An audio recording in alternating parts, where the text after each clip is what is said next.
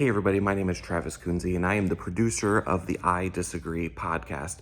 Typically you guys don't get to see or hear me because I'm usually behind the scenes making sure that the show is running smoothly for you, the viewers. But in this episode, we did have some technical issues in which the stream did crash while we were recording and we had to restart it within the first 10 minutes of the show to pick back up. The conversation carried on, and so we do have a bit of a unique transition about 10 minutes into today's episode. I wanted to make you guys aware in case something just didn't seem right or didn't make complete sense, that we're aware of it and we did our best to make it so that it would still flow well for you. So enough from me. Let's get right into today's I Disagree podcast. All right, everybody, welcome to the I Disagree podcast. You know, I can honestly say the reason why we've named it I Disagree is because it's two words I believe that have not only changed my life, but we all wouldn't be sitting here if we didn't say I disagree. So here's basically what we stand for. In the past 3 years, there has been more disagreements, controversies, opinions, ideas, failed expectations, character reveals, surprises, disappointments, lies, beliefs, assumptions, and bullshit than ever before. Here we go. You guys ready for the first one? Good evening, everybody. This is Travis, and welcome to the I Disagree podcast. Thanks for joining us online. I'm actually excited even more than usual. I feel like it's been over a month. It feels that way, doesn't it? It's been about that long. Yeah. So for those who are tuning in, we have not been on here. We've had some weather issues. We had some just obviously holidays. So we are blessed to get back on the normal routine. So thank you for joining us. Doc is not here, even though I'm average looking. You know, the handsome Doc is above average. Thank you. Average. Thank you. I'll take that to Hope heart. he sees that. So you have to deal with this receding tan man because Doc is gone. He's just landing right now. He's not here to get make up for it. It's fine. We got Larry here. I love it. It's great. It's awesome. But we'll get to that. So thank you for joining. Doc's off today. He'll be back very soon, hopefully. But in the meantime, you will deal with us. And we are pretty cool ourselves. At least we like to think so. So with Doc being gone, just a reminder, we want to make sure that, look, we're always looking for people who want to join. We're always looking for people who have statements they want to have shared on here. Please reach out to us. Outreach at thewellnessway.com. IDP at thewellnessway.com. Correction, we have changed. Yes, we have our own personal page now. It's IDP at thewellnessway.com. IDP at thewellnessway.com. Remember that, write it down, 3 letters, so simple.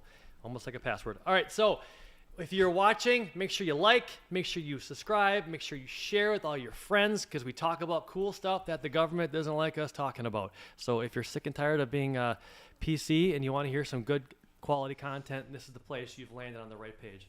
So with that being said, this is I Disagree. And it started because Doc had a thought. He had an I Disagree thought from a different angle, but he's taking it to this angle because of this lady here as well. Dana, she will introduce herself, but she was a big piece of why we're here. At a VaxCon a few years back, she actually stood up and asked Doc, where are all the dudes? Why are all the ladies here but not the dudes? And that's how the connection started with those two. And after that, those two connected and got this podcast kind of formulated, and now we're here and we want to maximize the amount of content we can get out for you guys. So with that being said, I'm going to give our statement here. In the past 3 years, introduction statement statement. Sorry. But you were going to do like statement. I was worried about you. Yeah, Niner something. Okay. Thank you for All the right. correction. Sorry. Go ahead. In the past 3 years, there have been more disagreements, controversies, opinions, ideas, failed expectations, character, I don't write that part, surprises, disappointments, lies, beliefs, and assumptions than ever before. Look at me. We've been here 5 minutes. I already made a mistake. But obviously, there's a lot of crap going on, and we talk about that. We ironed it out here, okay? So that's why we're here today. We're going to start and do introductions. We'll start in the far corner over here. You'll notice we don't have 4 guests. We have 2. We're just changing things up just because we can. So go for it. Give us your name. Please give us your age after what we just talked about. I would love for people to see you. And then also just kind of what you are, your mother, worker, just something about you that's interesting, you know. Okay. Interesting. Yeah, Just have or to whatever. figure something out that's interesting. So my name is Keisha Van Dolwick. I am 39 years old. Oh, yeah, good for you. You look 39 great. going on 65. No, I'm just kidding. I am married. My husband, Jake, we've been married will be 8 years next week. had a winter wedding. And then I am a mom of 2 kids. So I have a 7-year-old little boy, Max, and a 5-year-old little girl, Riley. And I'm a regional field manager for a staffing company. I've been there for 14 years. So I'm in corporate, current state. And I'm working my way towards an entrepreneurship actually as we speak. And I work closely with Dana, and I've been friends with Dana for a couple of years. So she's been helping me learn a few things along the way. Interesting fact, I was thinking about this as I was getting ready tonight. I'm like, I grew up with 3 brothers. So my family didn't know how to raise a girl necessarily. We were all just the same. And my mom only also knew one type of haircut. And so when I got to 3rd grade, I had the same bowl cut as my 3 other brothers did. So I've come a long way, as you can see. If you want, at the end of the show, I mean, we could put you on the table and just give you a haircut just for old time's sake. We could use that, I bet. I've only got one kind of haircut. It's a Dr. Patrick kind of haircut. Yeah, I mean, it is easier to shower that way. So. Well, honestly, we're blessed to have you. Thank you for coming on. Thanks for having me. And we have another wonderful guest here. I'll let you introduce yourself. Kind of the same thing. My name is Ben Whittala. I've known Dana since we were kindergarten. So that's kind of how we're connected. I'm a world traveler. I've lived in other countries for multiple years.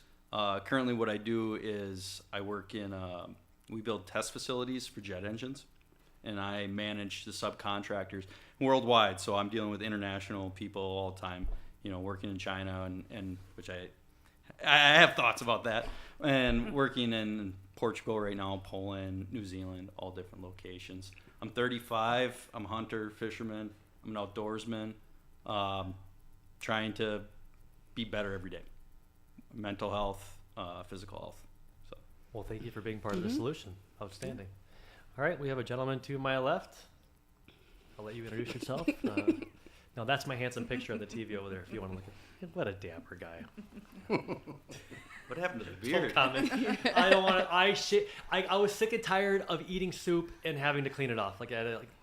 You save it for later, man. True, but my wife has other thoughts. She can enjoy it then too later. I don't know if I left any chunks in there, but definitely an aroma. I am Lorenzo Tomas from Random Radio. I have been on vacation from Random Radio for a month. I don't know. I may never come back. There's nothing going on. Oh, there's stuff going on with Republicans, right? The We're Dumb Again Republicans are doing things again, and those demon rats are up to no good. That's good.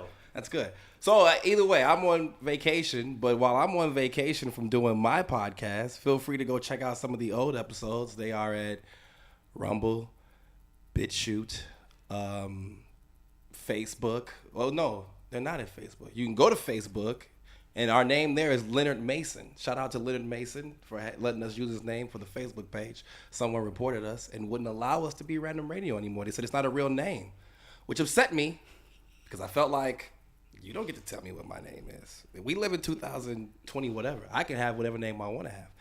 So I don't know how that works. Either way, make sure you guys go check it out there. And you can Google at RRP Show, and you will find all the episodes.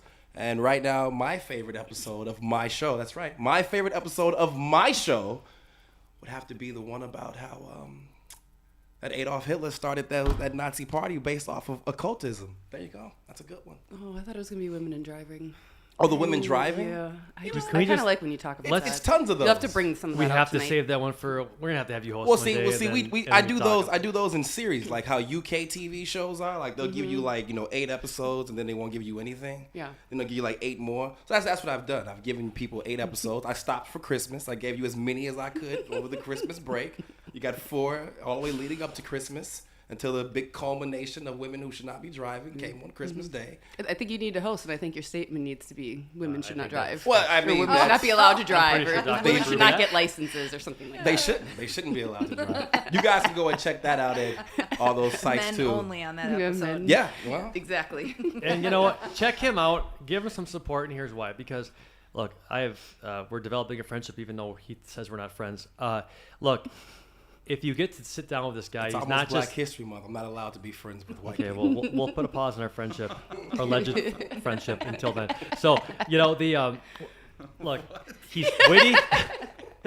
He's witty. He's funny. Yes, I get all that, but he's deep and he knows history and he's a fun guy to talk to. So check out his stuff. He doesn't just talk the talk. He does his research and he digs deep. And the best way to get to the truth is to dig. You guys got 2 more weeks of me being friendly. And then I'm coming to the I Disagree podcast in my Black Panther outfit with all of my black friends. There will be no more I of this. can't wait. For the entire month, it will be the I Only Agree with Black People podcast. Well, I'm gonna be. That's why we made the logo mostly black. We were thinking ahead. Well, to you. I'm gonna have to be Cuba Gooding Jr. and go. I'm the dude playing the dude disguised as another dude. Hi, That we're doesn't back. say that we're Sorry, back we on. continued our But okay. conversation after we lost signal. So we're back. We have signal. So we just introduced Larry. So thank you for that. And you missed. We should go through it again. No, okay. And now.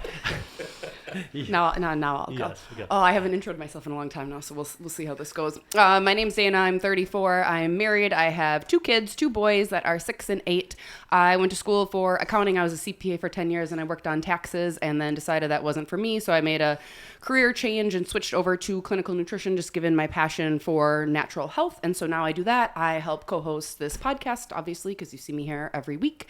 And I also have a social media account called Dana Disagrees on TikTok, YouTube, and Instagram, where I basically just support the patriarchy, and there's quite a few good videos out there. One that's very viral that you should all go watch.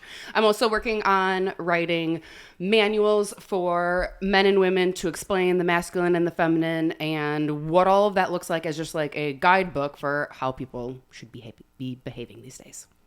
Outstanding, and we look forward to seeing that. That's going to be awesome. So, I'm Travis Frisk. I'm 42. I work here at the Wellness Way. I wear many hats. I love them all. I have a blessed wife of 10 years, almost 11. In fact, this year, when we got married, we got baptized on Wednesday. We got married on Saturday, and then Easter Sunday was all the same week. So this kind of falls in the same pattern. So it's pretty fun. It's going to be a fun wedding weekend or anniversary weekend. So, but she's amazing. I love her. She was just in here. So if you're watching, hey, babe. But we are here because we're here to talk about some serious topics here that we can agree or disagree on that nobody else likes to talk about because they're too offensive. They're not PC enough. Are we going to discuss molecular structures in the atmosphere? Oh, absolutely. The flat atmosphere. Those are all the things The people flat don't want to atmosphere, discuss. yeah. The flat atmosphere. Chemtrails. Yep. Discuss that. So here we go. I have a statement. Now here's how this goes. I'm going to go around the room. I'll have our guests go first. Were you guys given the statements? Yes. Okay. Yes. Yeah. So we're giving the 100% statement. Yes. You have to agree or disagree. Now, before we get into that, remember, we're talking about the rule, not the exception. The most popular example that we use on the show is abortion. Now, everybody wants to talk about the health of the mother or incest or just whatever. That's the exception, right? Can we all agree on that? Because I think over 99% of abortions are for birth control. Mm-hmm. That's the stats. So that's the rule. The exception is that. So when we talk about these statements that I'm about to present to you one at a time, we just keep that in mind when you agree or disagree. When we all say agree or disagree, then we'll come back to you and you can explain why. So, and then we can have a wonderful, healthy, dysfunctional discussion from there, okay? Cool? So ladies first. Okay. Keisha, here's the statement. Did I say it right, Keisha? You did. Yeah, you got it. Outstanding. I didn't have to look at my notes or anything. So, all right, here we go. People today are lower quality than the people in the 50s. People today are lower quality than people in the 50s. I'll wait a few seconds, and then I'm going to point at you to agree or disagree. Agree. Agree? I slightly disagree. Okay. All right. I agree. I disagree. Oh, good. Okay. Outstanding. Hey, wait, Okay. can we just take 1 second, because that statement actually came from one of our viewers named Kelly, and so he gave us that idea for a statement for something that he wanted us to be able to talk about, and so that's just a reminder to everybody out there that if there is content that you want us to cover on the show, just leave a comment for us, and if we pick your stuff, we'll give you a shout out. So, hey, Kelly. Just Hi, a reminder. Kelly. I love Kelly. Thank you for that, and thank you. There you go. See, someone gave us a statement and we used it. So we also had a gentleman talking his ear off, Patrick Hornick, who came on our show twice because he was talking and involving himself, trying to stoke the conversation, for lack of a better word. So if you're watching, reach out. All right. So everyone said that you four said that. Okay, so we'll have you go first if that's okay. Why do you said you agree? I agree. So I looked at it as, I didn't grow up in the 50s, first of all. Okay, like we'll just be clear on that. But if we look back on the close, I guess. If we look back to my parents grew up in the 50s, or my grandparents grew up in the 50s, and so I guess if I have to define like quality, right? If you think of today, I looked at all of the things that my grandparents and my parents grew up doing. So I had a grandparent that was a single grandparent, raised 5 children, also worked on a farm, also worked a full-time job. And so I looked at it as like work ethic in that, and comparing that to what it is today, it's just different, right? Like everything that you market today is for convenience for this generation. And I'm somewhere in the middle. Like I grew up with parents that we chopped wood out in the country to heat our homes. Now everybody has a gas fireplace, right? So like you turn a switch on. Guilty. And I am too. Like we have that too. But I just looked at it as the quality piece was people who were hardworking. What were their work ethics like? It's just different today than what it is, than what it was back in the day. Good. So that's kind of how I defined it. Outstanding. All right. Mr. Ben. So I disagreed. And it comes down to the word quality. What are we measuring? Right. Like I had this conversation with my dad the other day. My dad, he's a one-legged logger. You know, he was born in the 50s. And right away he's like, everything was better then. And I go, well, what was better? You know, was it work ethic? My dad's still around right now, right? That same person is living today.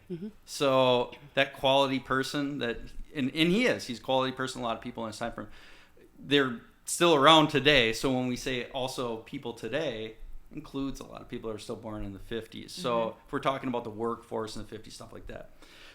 The thing I looked at and I was thinking about was all the things that we have now.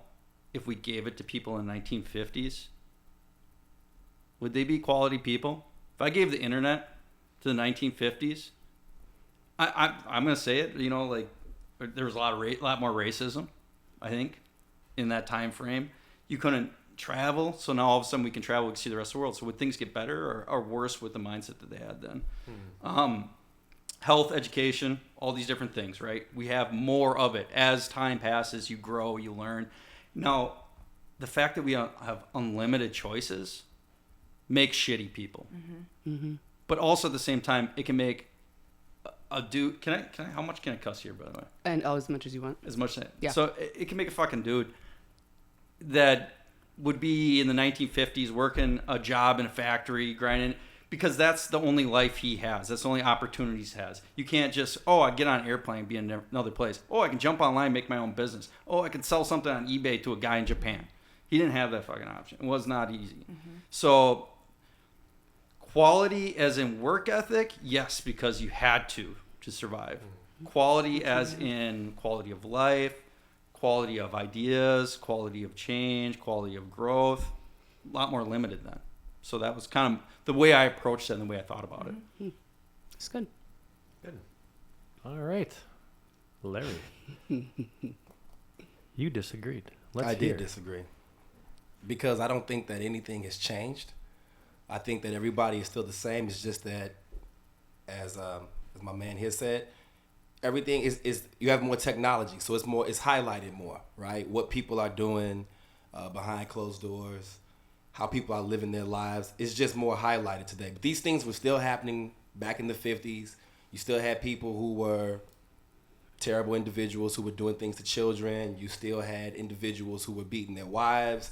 It's just that less people knew, right? Or if people did know, they just weren't talking about it as openly as it is now. That's really the only thing that's changed, is that I can go on Facebook and look at what's going on in his life, right? We couldn't do that in the 50s. But that doesn't mean that I can't go to church and the women don't tell me about what he's doing in his life, his personal life. Or that doesn't mean that I can't go to the school and pick up my kid and then I hear from my kid, his kid told me this. It's the same thing. It's just that now it's not on the internet. It's not getting broadcasted everywhere. It's not constantly in your face to see people's lifestyles, private life, or whether, and people are making things a little bit more public now. But I think that nothing has really changed. Your politicians are still corrupt. Your pope is still weird and following the times, not doing anything for the church. People still feel how they feel about races, whether that's blacks on whites, whites on blacks, whomever. You still have these same problems. So I don't think anything has changed. And one of the biggest problems, God damn it, women are still driving. Yes. Today, 50s, Jesus Christ. It was better in the 50s, I guess it was. I guess it was better in the 50s. Ours were slower. Yeah, I was gonna say because they were slower, right? Less women driving. And they weren't like texting while they were driving or putting lipstick on or some shit. Putting lipstick on while they were driving. The texting of 1950. 2024. Now dudes are putting on lipstick as they're driving. Right, now dudes are putting on lipstick. But that's okay, because men can drive and put on lipstick. That's a skill that we have. Haven't done that always since yesterday. Oh, man. Outstanding. Thank you for sharing. I will go. I agreed. I actually, okay. So I think, which way do I want to go with this? Okay. So I agreed with the statement, and I think that people today are less of a I think we are a more advanced people. I just think that maybe overall we have slipped on the quality piece. And like I always talk about men and women, so I'm going to talk about that first. And I think that we've kind of gotten to a little bit of a place where it's like, all right, we have this generation of men that's like sexually incapable of mating, and that doesn't mean that they can't perform the act physically. They can do that, but they lack a lot of masculine traits we're seeing these days that would be otherwise attractive to getting a woman in their life. And then you couple that along with a bunch of women, a whole generation of women who think that they don't need a man, which is completely delusional, and then you put those two pieces together, and that's a pretty low quality society. Granted, that's not every single person running around America, but we're seeing more and more and more of that. And you both kind of touched on technology. I like what you had to say, and I agree with it. I'm just going to take a little different route with it.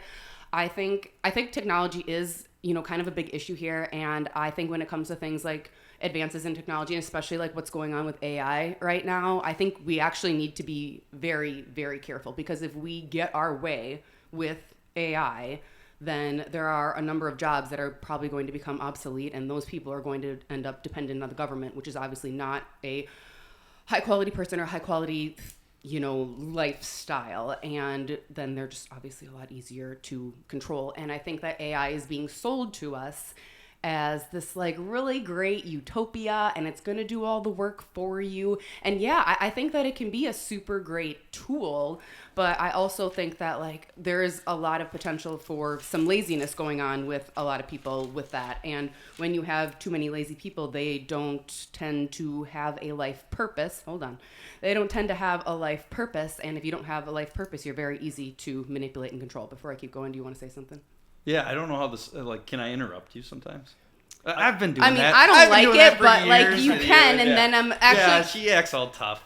We always, we never really kind of, we do talk about beforehand, but yeah, always let them finish her sentence, and then you can jump in. Once we get past the agree or disagree part. I wasn't done. Okay. Done. No. I wanted to, two things. Yeah. One is, I think where you're going, the nuclear family, deconstruction of nuclear family, right? That was like prevalent in the 1950s versus like AI being relative to now how it affects people's lives. And that's where I was like, is that where you were going? Yeah. Like, okay. Because that's why I slightly disagreed, because I agree with the fact that the nuclear family, the deconstruction of the nuclear family has happened over the last, 60 years. Yeah.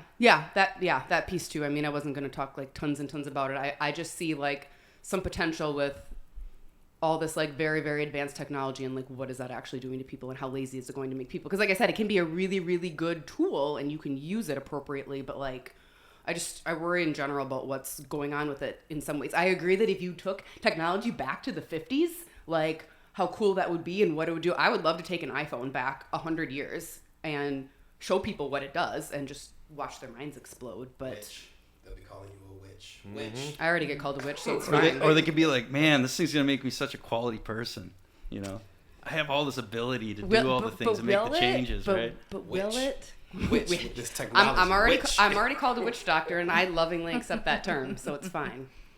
Anyway, blah blah blah. Technology. What else was I gonna say?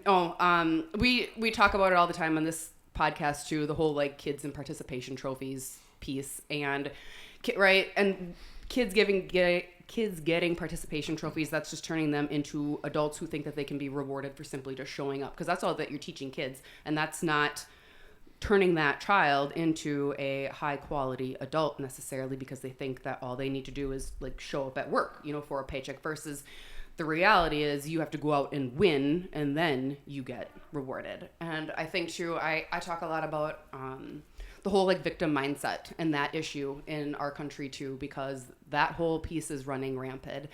And the issue with victim mindset and people just living in victim mentality constantly is it gives people this excuse to just not be productive and to just kind of like throw their hands up in the air and say, well, shit, I didn't get the job, or I lost the job, or they, you know, didn't want me because of my race, my skin color, my religion, my sexual orientation, whatever it is, which is actually not true at all. It's you didn't actually have the skills. And I think if a lot of those people who constantly live in a victim mentality mindset, if you would maybe take the time that you spend worrying so much about who everybody's having sex with, and you went out and used that time more effectively to gain real world skills, you'd probably be able to get the jobs that you wanted and keep the jobs you want, because you would actually have the skills that people want instead of just worrying about things that are made up problems. And so I think that, you know, one of the whole goals of this podcast is to have people come together and talk about the things going on in culture, and ultimately challenge what people are thinking and affect and change culture, which can only happen when people actually come to the table and have conversations. And we want to challenge people to be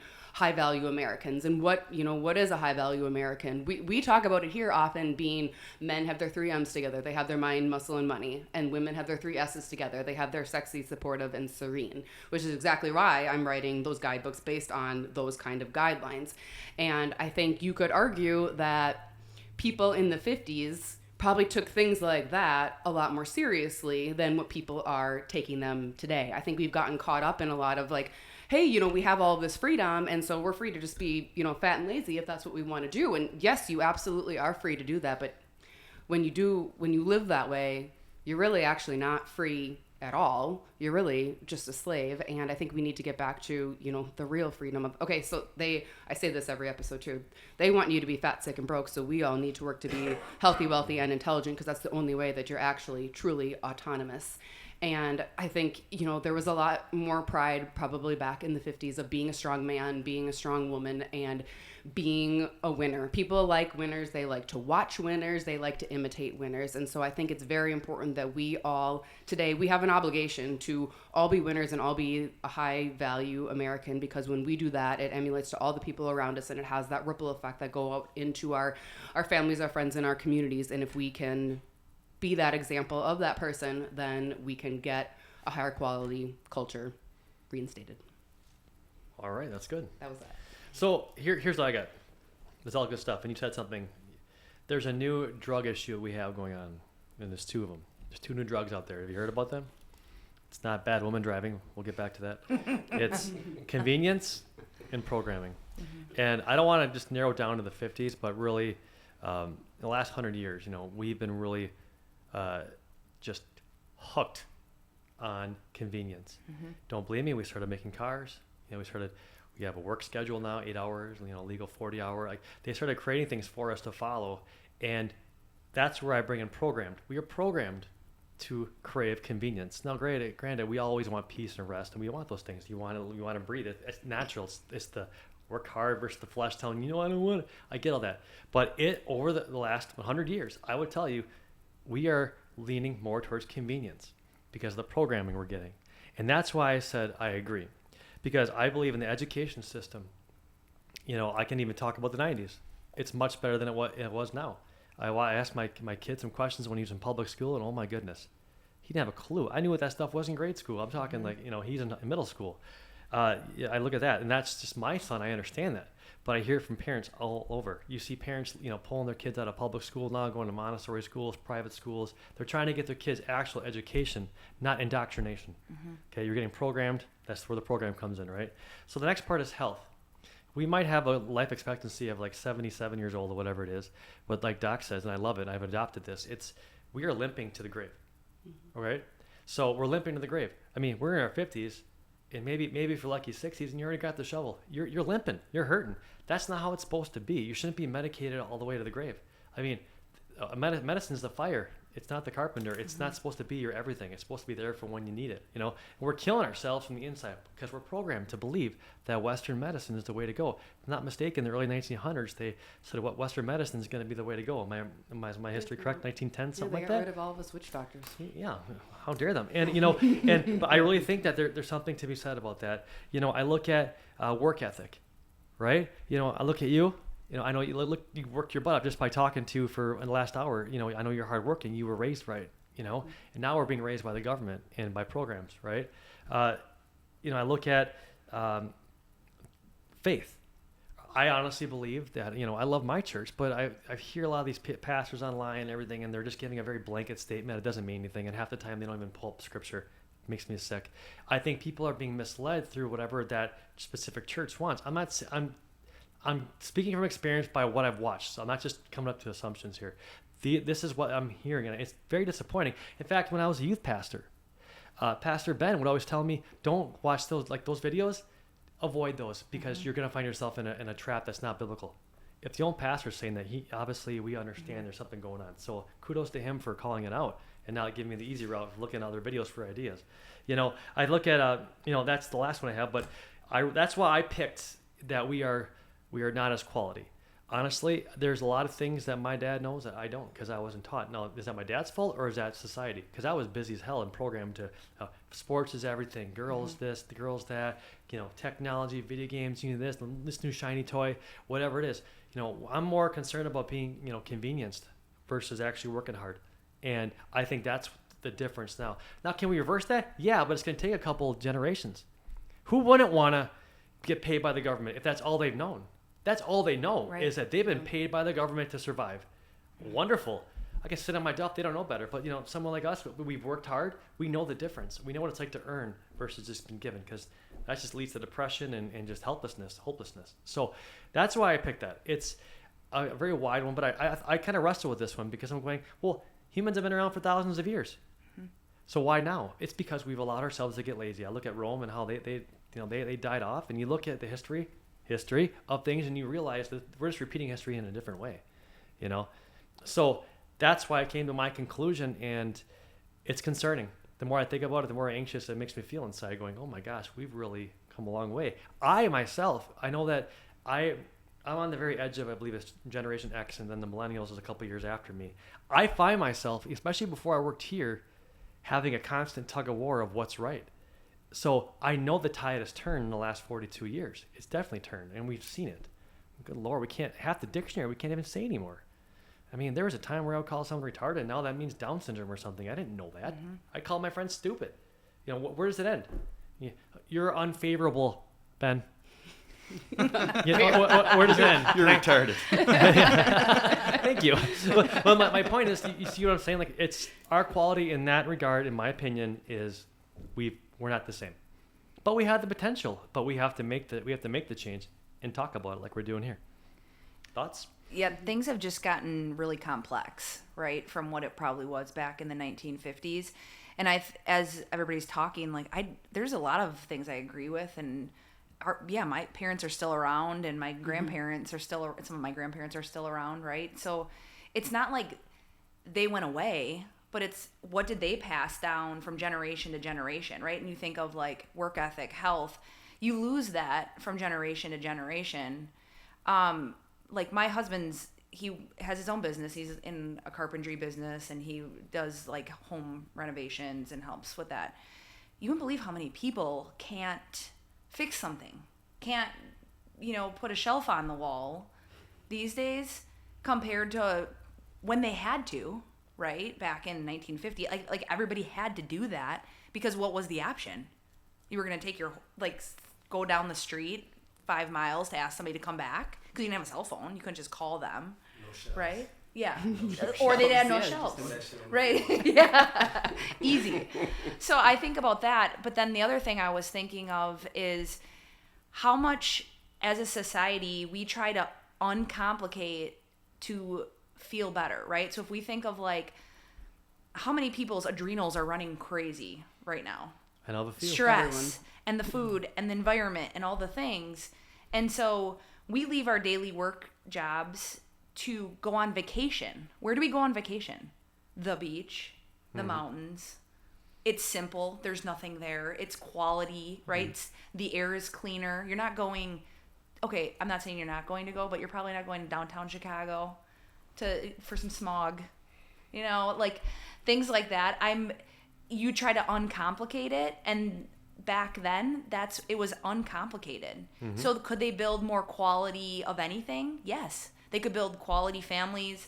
They could build quality shelves. Why I chose that. They could spend time doing all that, where now you start to get farther and farther away from that, and everything's done faster.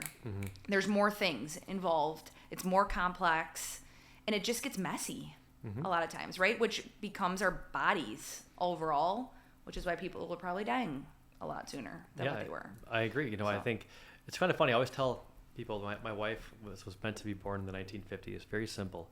And you said a comment about the mountains, the beach. We crave peace. Yeah. And that's something that there's something to be said about that. It's not that it's a bad thing to work hard and do all the things. It's a different form of working hard. Can we agree on that? I mean, not everyone's got an axe and a shovel now. Now we have people who are buying computers, still doing things to make things more convenient, right? But people are still quality in that regard. But I think back then, you're right. Things were simpler.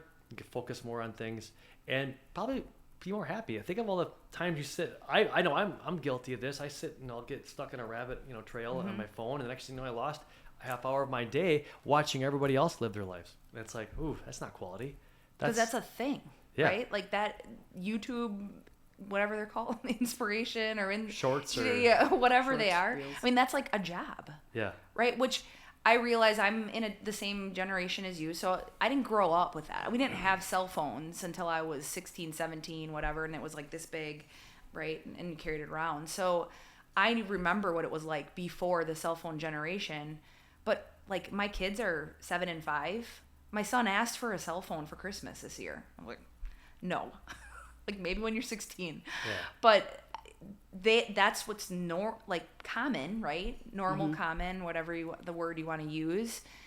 And I'm like, wow, he's never going to remember what it was like to pick up a phone that was ringing on the wall. Yeah. Like I did. Like you had to be home when somebody was going to call. Like if you're waiting for that boy to call, it was like 5:05. Well, I'll sit next to the phone and wait for it to call. Like that's not going to happen for them. Not with the guy, but like the opposite. But yeah. Well, I don't. It doesn't sound like things are that much better. I mean, you had a 1950s scare that you're going to get nuclear bombed everywhere you went. You had people who were doing were concerned about Nazis and communists. Those blacks, and those Jews. You never know what they're up to. I mean, you had all kind of stuff. And then there's a goddamn Irishman trying to come be my president. Not going to have this drunk be my president. So you have all these things going on. You have women trying to gain liberation and so-called rights. I don't know what's these broads' problem. They should just be in the kitchen with a spatula, apron on. Watching the husband drive the car. Exactly, watching the husband drive the car.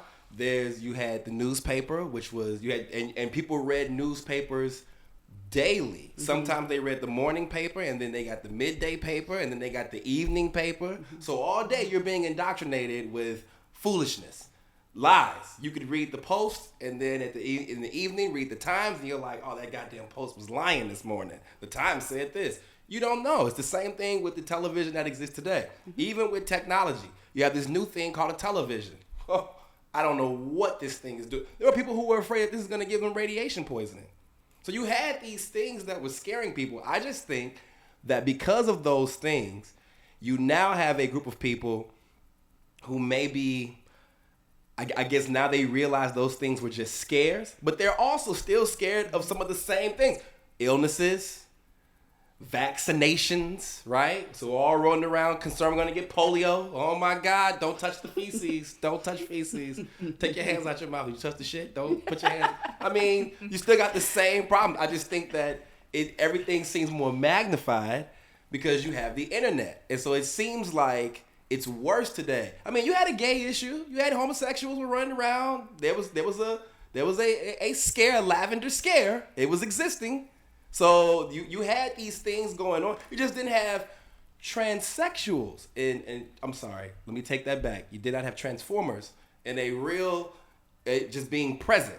But there was still those people who existed. Matter of fact, in France, in the 1950s, one of the most famous entertainers was a transformer. Decepticon, for sure. Definitely. So you had all these things happening. I just think that it's the magnification of them has been highlighted. The one thing I will say that you did not have is you did not have this idea of Marxism so rampant in everything. That's the only thing I'll give you, that you don't have that. But you have all these same problems. It's just that in Menasha, you're not gonna, or Green Bay, you're not gonna hear about all these little issues that are happening. Now, you might have heard about them in New York. Well, New York's a bigger city, more people. So you might have heard about New York, and then the people in Green Bay are saying, "Well, I'm never going to that New York." First of all, they've got Jews. Secondly, blacks. What I need to go there for? Then third, I hear they've got some of those dandies. Not doing it. Not going there. Not hanging out in that place. And women are driving. I'm definitely not going to New York. So I want to bring up a few points. I've been writing some notes down. Yes, sir. Bring them up. Convenience and programming, right? We're talking about that. We look back on the 1950s. Programming was, I think, way easier. Just because you said it. Newspapers, right? The guy who doesn't, the government's out to get us, or this is doing this, he's the kook of the village. Right? So nobody is paying attention to him. And they're like, that's a crazy idea. Didn't you read the Washington Post today? It said this, so it's got to be true. It was way easier controlled. Everything was easier controlled. And I would say now we have more avenues of people trying to get that control or programming.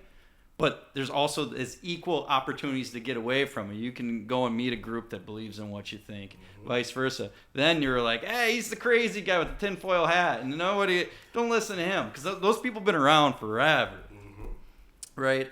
And I wanted to bring up another point. And Dana had talked about this a little bit, about winners and everybody gets. I think it was easier probably to win in the 1950s. Yeah. I think it's a lot more competitive now. Right, because the middle class was much larger in the 1950s. It's just come out of World War II. The economy was exploding. All you had to do was do your 40, 50-hour work week, and all of a sudden you can afford 100 acres and a house. Good luck. Good luck go working in a factory right now and go buy 100 acres and a house. Right. Good luck. And so it was a lot easier to win then. And the Homestead Act, I apologize. And then the Homestead Act, which allowed people to get housing in newly acquired areas. Right, so you don't have a Alaska and Hawaii yet, but under the Homestead Act, you can have land over there for like $100. And I get it, $100 is a lot for 1950, but if you put all your money together, you all can have land in Hawaii in 1950. Can you get land in Samoa today? Can you go to Laos and get one of these United States territories and say, I would like some land there? And they say, $100. You don't even need to go that far. Right. Go buy land in Montana, Wyoming. There you go. Right? There isn't a tree in sight. Good luck. See if you can afford that on your factory job. You can.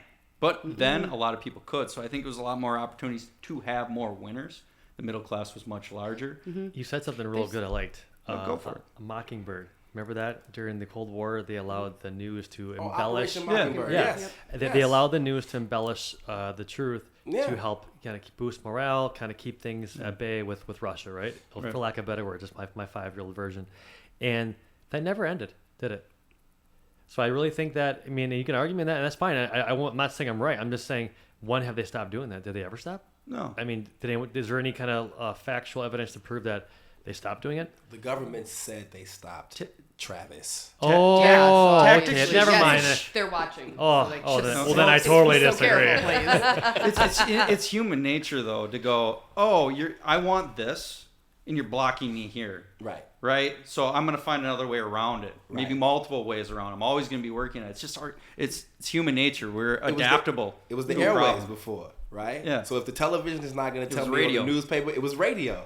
That's how you had Milton Cooper. Yeah. And that's how you had Smedley Butler be able to go to the radio stations and tell them how the bankers are trying to overtake the government and they want me to become king. Nobody believed that. He went on. That's on YouTube. You guys can go after the show. Don't do it now. Don't be rude and do it now. But after the show, you can go and look up Smedley Butler's address to the public. And it's right there. This man is telling people, yes, the government is trying to have me be your king. The bankers want this to happen. The banker said, we never. That's Smedley Butler. He's smoking the 1980s crack. We would never do that in 1930, 40. We would never do that. He's smoking the future drugs. He's crazy talk.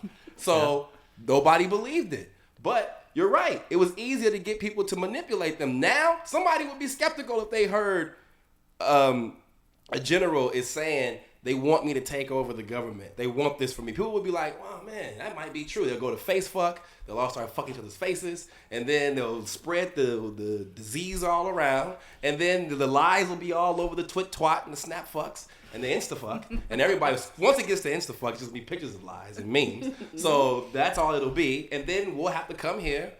Or you can go to random radio and then you can get the truth. Oh, that is No, Outstanding. wow. We believe That in was capitalism, beautiful. so if you got something you want to share, go right ahead. I just had a nice little bow on top. Yeah. That was nice. Danny, That you was got nice. something? You got something? The only thing I was saying, I agree with the winning piece that you said that, in the 50s, it was easy for a man to be a shoe salesman and to be a one-income family and provide for a family and have a house on an acre of land or whatever the norm for something like that was, back then.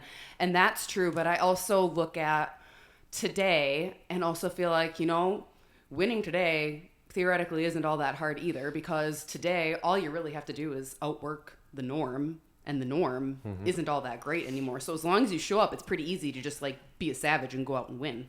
There's that. I actually disagree with that because we could go back home where we're from and say, go to the factory worker, the guy that's grinding ridiculous amount of hours, right? I don't. He's busting his ass every day. He's sweating. He is. He's working hard. He might be managing people. Yeah. Right.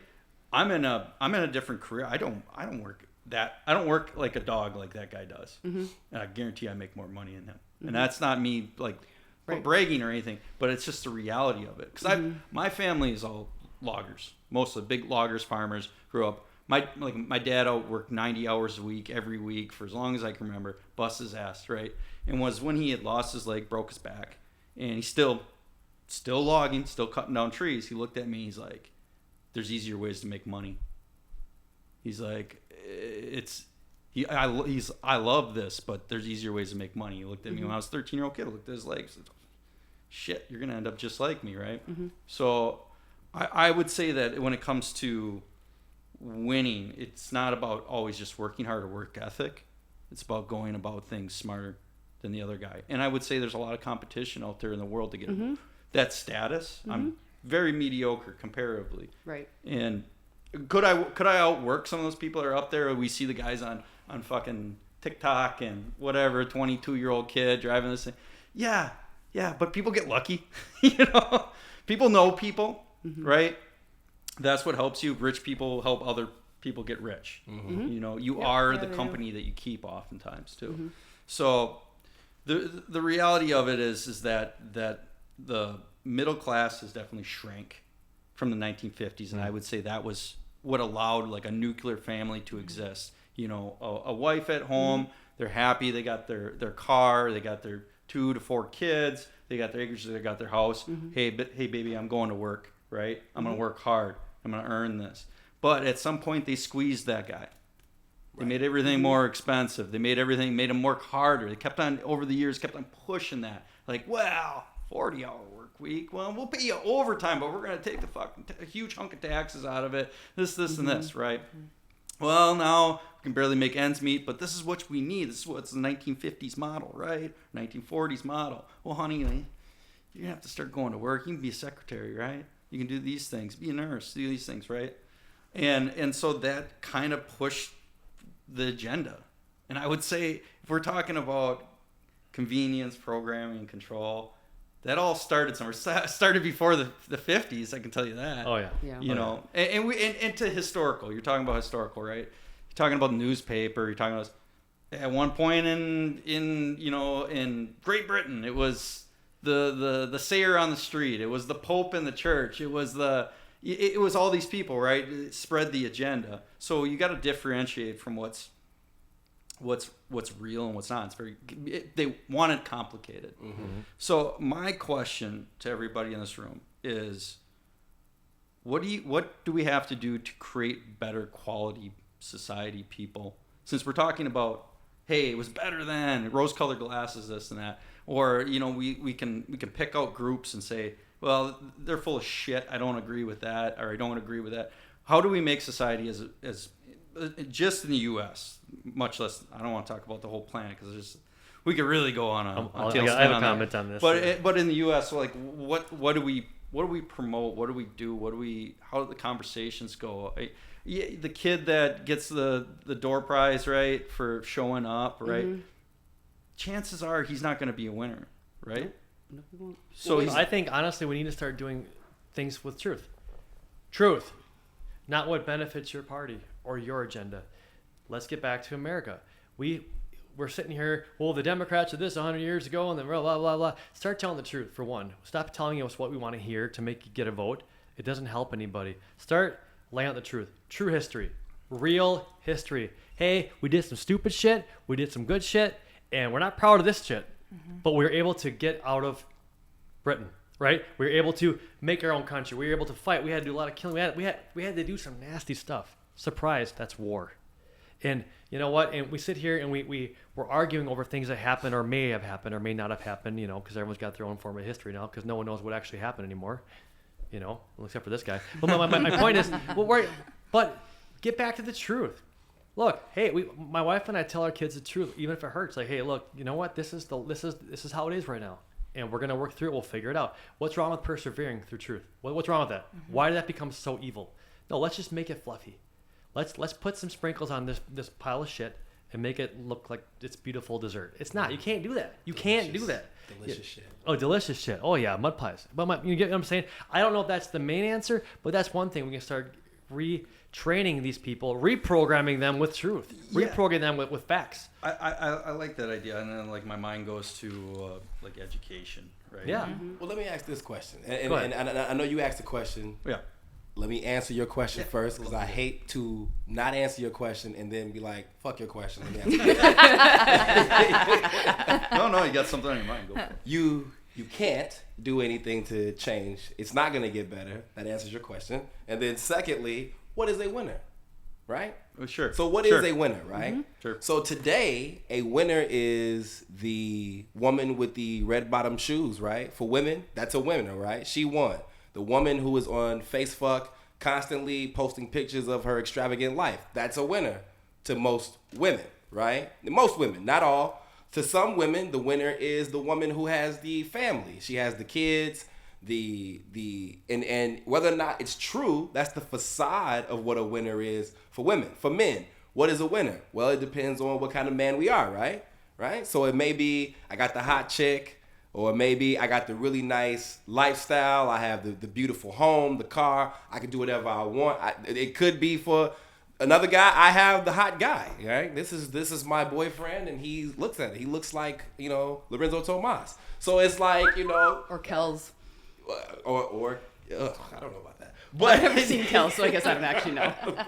but what's a winner today, right? So like for instance, prime example. LeBron James is considered a winner and the winner of all winners. This man has the all-time record for the most losses in the finals. Yet there is still a conversation about whether or not he is better than Will Chamberlain, he is better than Jerry West, he is better than Michael Jordan. Why are we having this conversation about this loser, this person who continues to lose? And because of his longevity in the NBA, he's dominating all of these different categories. But is it really that he's a winner? Or is it that time has allowed him to become the number one in all these categories? Right? Mm-hmm. So what's a winner today? I think I have an answer in my head. Okay. Right? It's somebody that accepts reality and is happy with it. I agree with that. So, and I believe that would have been a winner in 1950 too. Yeah. Right. But a winner publicly in 1950 would have been the guy who has all those things I just said. Right? You got the home. Yeah. You live in this great house. All these things. No, nothing's changed. It's the same way today. I agree. I think those things, acquiring that nuclear family, all these things that we were talking about, that quote unquote make like a good society work, right? Like where everybody's to some level content, but they're still, you can jockey for another position. Right. Like I said, there was more of us. There was more of those people in the 1950s. So I think a winner is somebody that, has goals, but when goals aren't met, they can still accept reality and be content with what they have and what they earn, and continue to grow and not, because the definition of being sad or angry or upset or having all this emotion is because you want something to be different than what it is. Right. Instead of being happy with what you have. Right. Mm-hmm. So that's what I think a winner is. Somebody accepts reality and is content with it. But these people would be winners today by the because that example would be the old example of a winner. Today the winner is I don't accept reality. I won because it's my truth. Yeah. Right. So my truth is that I'm winning right now. It doesn't matter what you think about me. Right. The best example, LeBron James. Once again, this is a conversation that no one should be having about this basketball player. It is brought up daily, and it almost makes it seem like the media, once again, the overexposure of the technology that is used today, is trying to paint him as a winner for other people who also can't win. Think about the Transformer Decepticons. These are a bunch of people who are losers. These are people who could not cut it as homosexual men. So now I've decided I will be you because I can beat you. Mm-hmm. I can even be a better woman than you. Because I know exactly what men want, right? I know what men want because I am one. As you said earlier, big booty bitch. Well, I'm a robot in disguise, so I'm portraying myself as a human being, but I'm just a robot. And so I know what men want. I know what men find attractive. I know what men think. I know what men are interested in. So I'm better. I can be you better than you. And then when we get to sports, I can kick your ass because I'm bigger than you. Now, granted, to you and I, we would look at this person and say, what the hell are we looking at? This is a loser. But to society, that's a winner. Yeah, I think this is a wonderful segue to plug into. So there's 4 things that get me going. Jesus is the biggest one for me. I'm a believer. But the 3 M's, mind, muscle, and money. I think those are ones that help you kind of grade yourself. Look, society's going to grade you or not. It's up to them. But for you to be happy with yourself, I think to be a winner, you got to believe you're a winner, right? And I think if you get your mind set right, that's a big set right there, mindset. Money and muscle. That's kind of what guys like, besides, sex. Sex doesn't start with an M, so we can use that one. When you have your 3 M's together, you get that. Yes. So you have a happy home. So it's important to keep the 3 M's involved. Like, ask yourself, where's your mindset? Are you positive? Are you wake up in the morning going, how am I going to make a difference in the world today? Or are you working on your money? You show up to work prepared, on time, which means 15 minutes early, #Lombardi, and then of course, your muscle. Are you taking care of yourself? It's not just about looking like Arnold Schwarzenegger. It's about being strong, being able to be a logger, right? Have the strength to be able to know that any given time you can go in there. Most guys will go, eh. I mean, I look at them and I scratch my head wondering if they actually are men. And anyways, then that's sad. And that's not successful to me. That's not being a winner. I would say the same people they're going like that. They want the things that you're talking about, but you got to be able to put in the work, right? Yeah. So they want that. I guarantee you, majority of it upsets them that they don't have that, so they're not accepting reality, right? So what we just talked about, being upset with reality and not doing anything to change it, kind of a loser, right? That's why they're sad. That's why they can complain. See, it's not fair, right? Mm-hmm. It's because they don't accept what their situation is. Yep. Somebody else's fault. Yeah, right? yeah. Like it's something above what I can control. Yeah, is there. And that's not a healthy.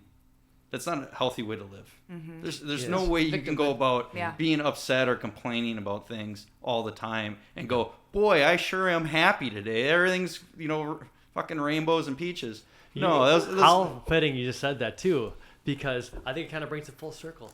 Our quality has gotten so bad in the 2000s, right? That now we're changing genders because we're not happy with the quality of the gender we have now.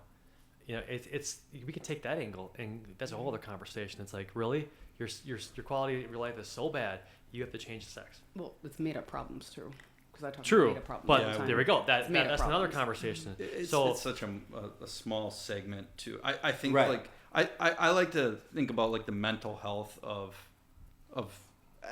people in my age group, right? I can connect with them. It's a little harder with like 1950s, right? There was a lot of child abuse and shit like that. You know, you can see that when you talk to older people. They're like, oh shit, a therapist might have did you good like halfway, but that was like poo-pooed, and that wasn't the thing, right? I think right now you have opportunities. You have characters out there that are getting famous and popular because people have the craving for it. That's why you got a Jordan Peterson, right? Why is it 1950s? He wouldn't have been popular. No.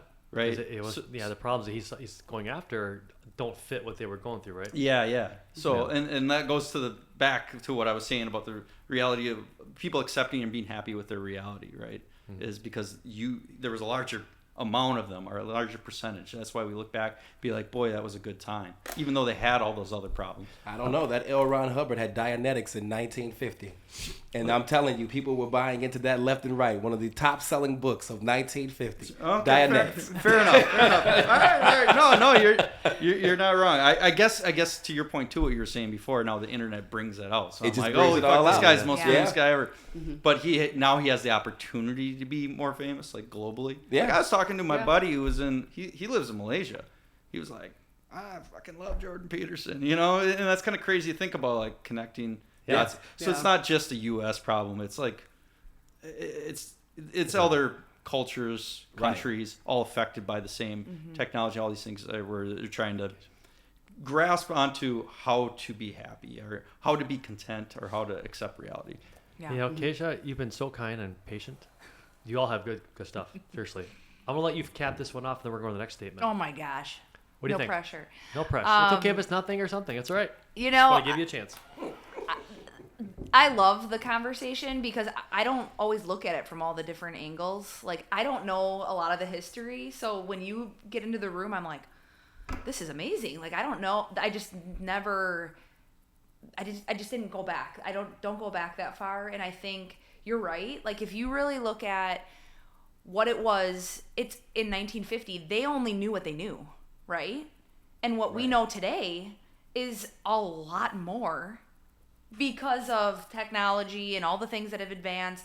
And some are there's really good things that have happened because of it, right? But equally bad. Right. Because, again, I go back to, like, what do I always want to do to build a better life? It's like, I just want to slow down.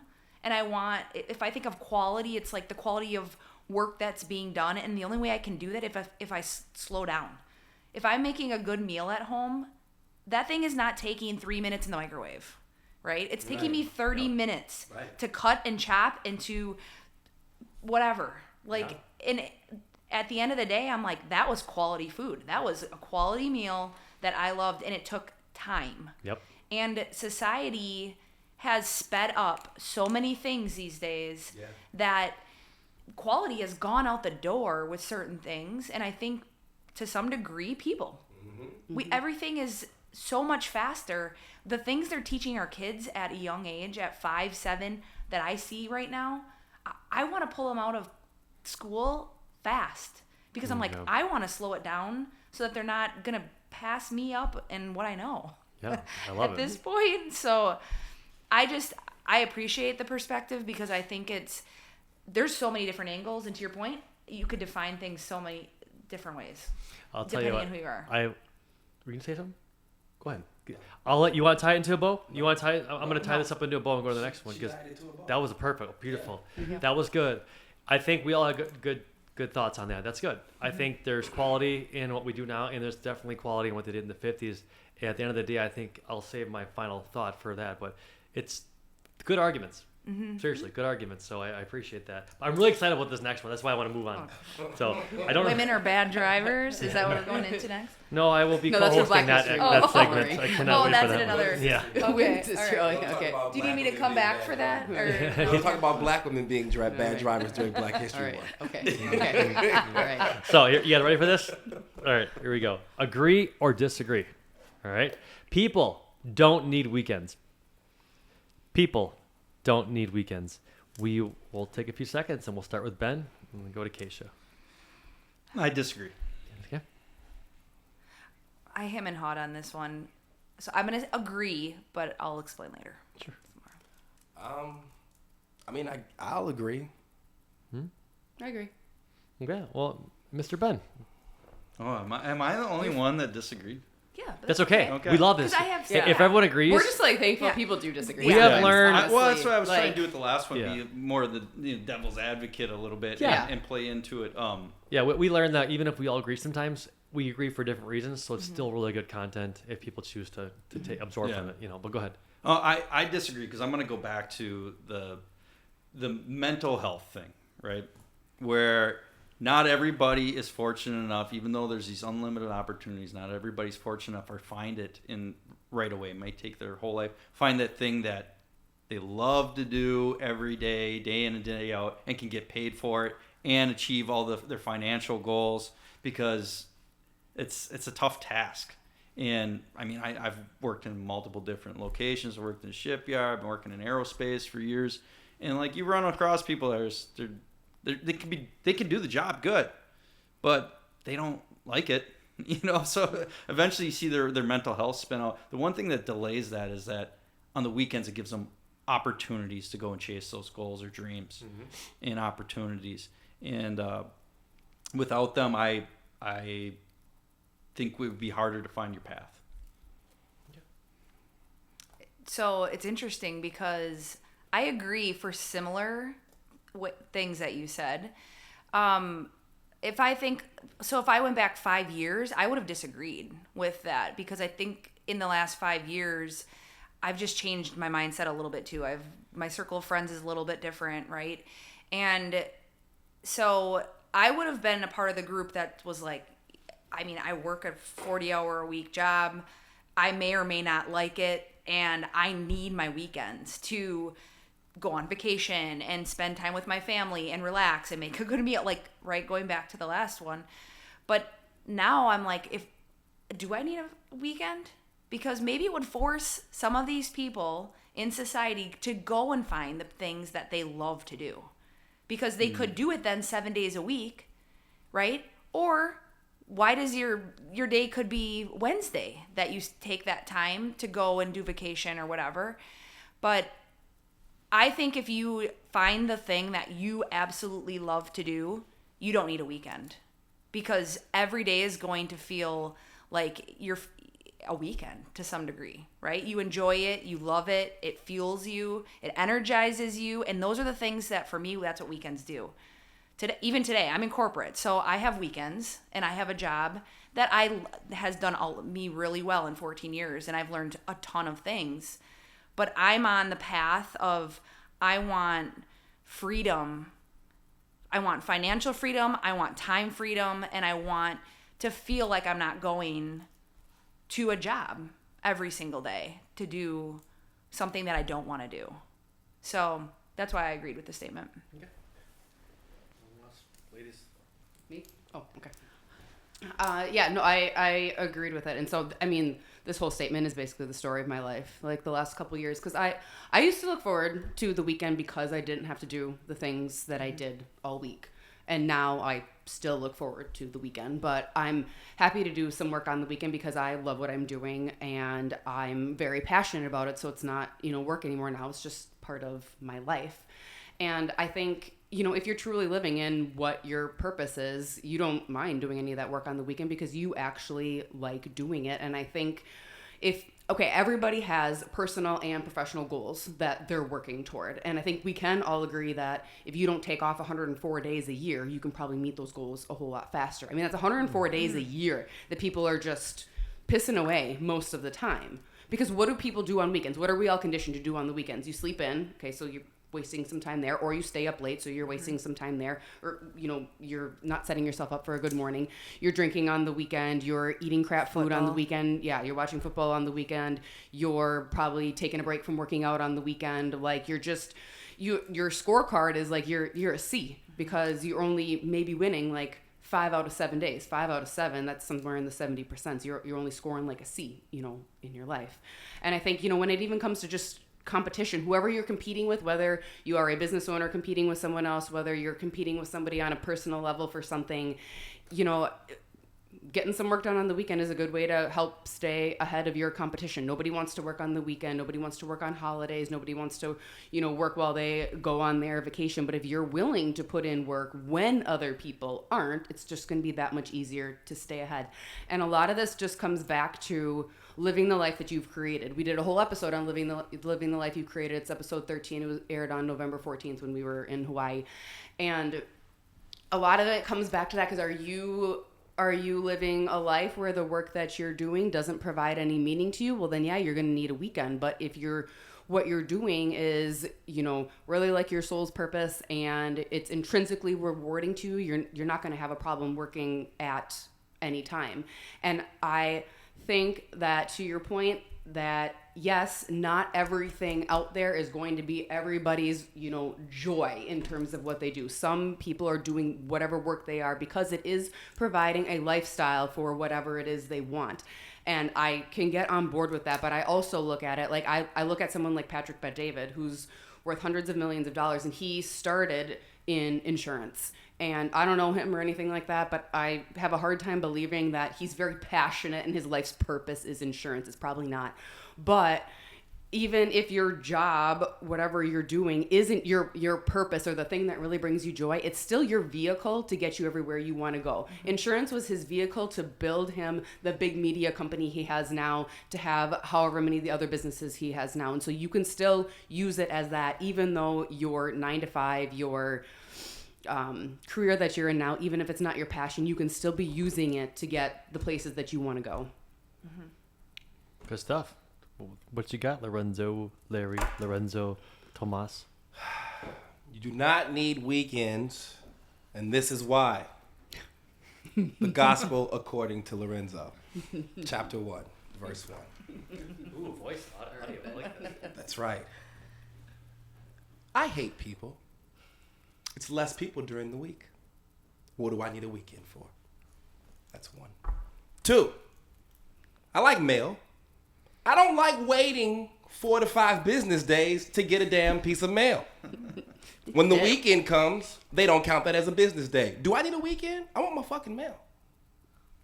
That's 2. Things are cheaper during the week. Flights. There's deals on foods.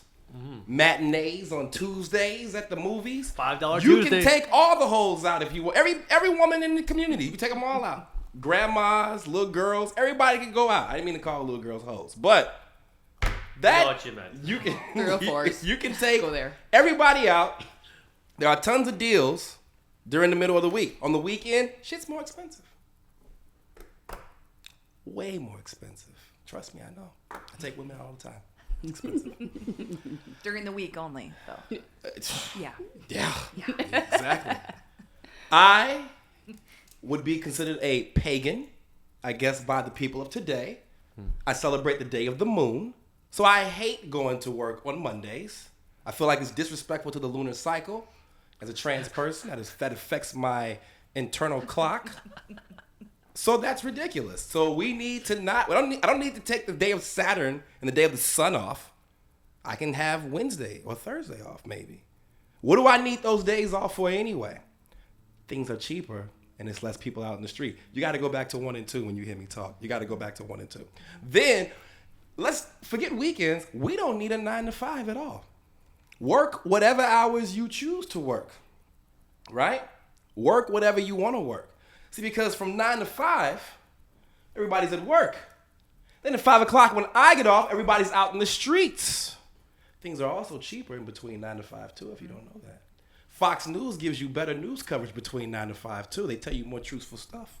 I believe CNN does too. I haven't seen it in a while, but I guarantee you they're being way more honest with you between 9 to 5. I swear to God they are.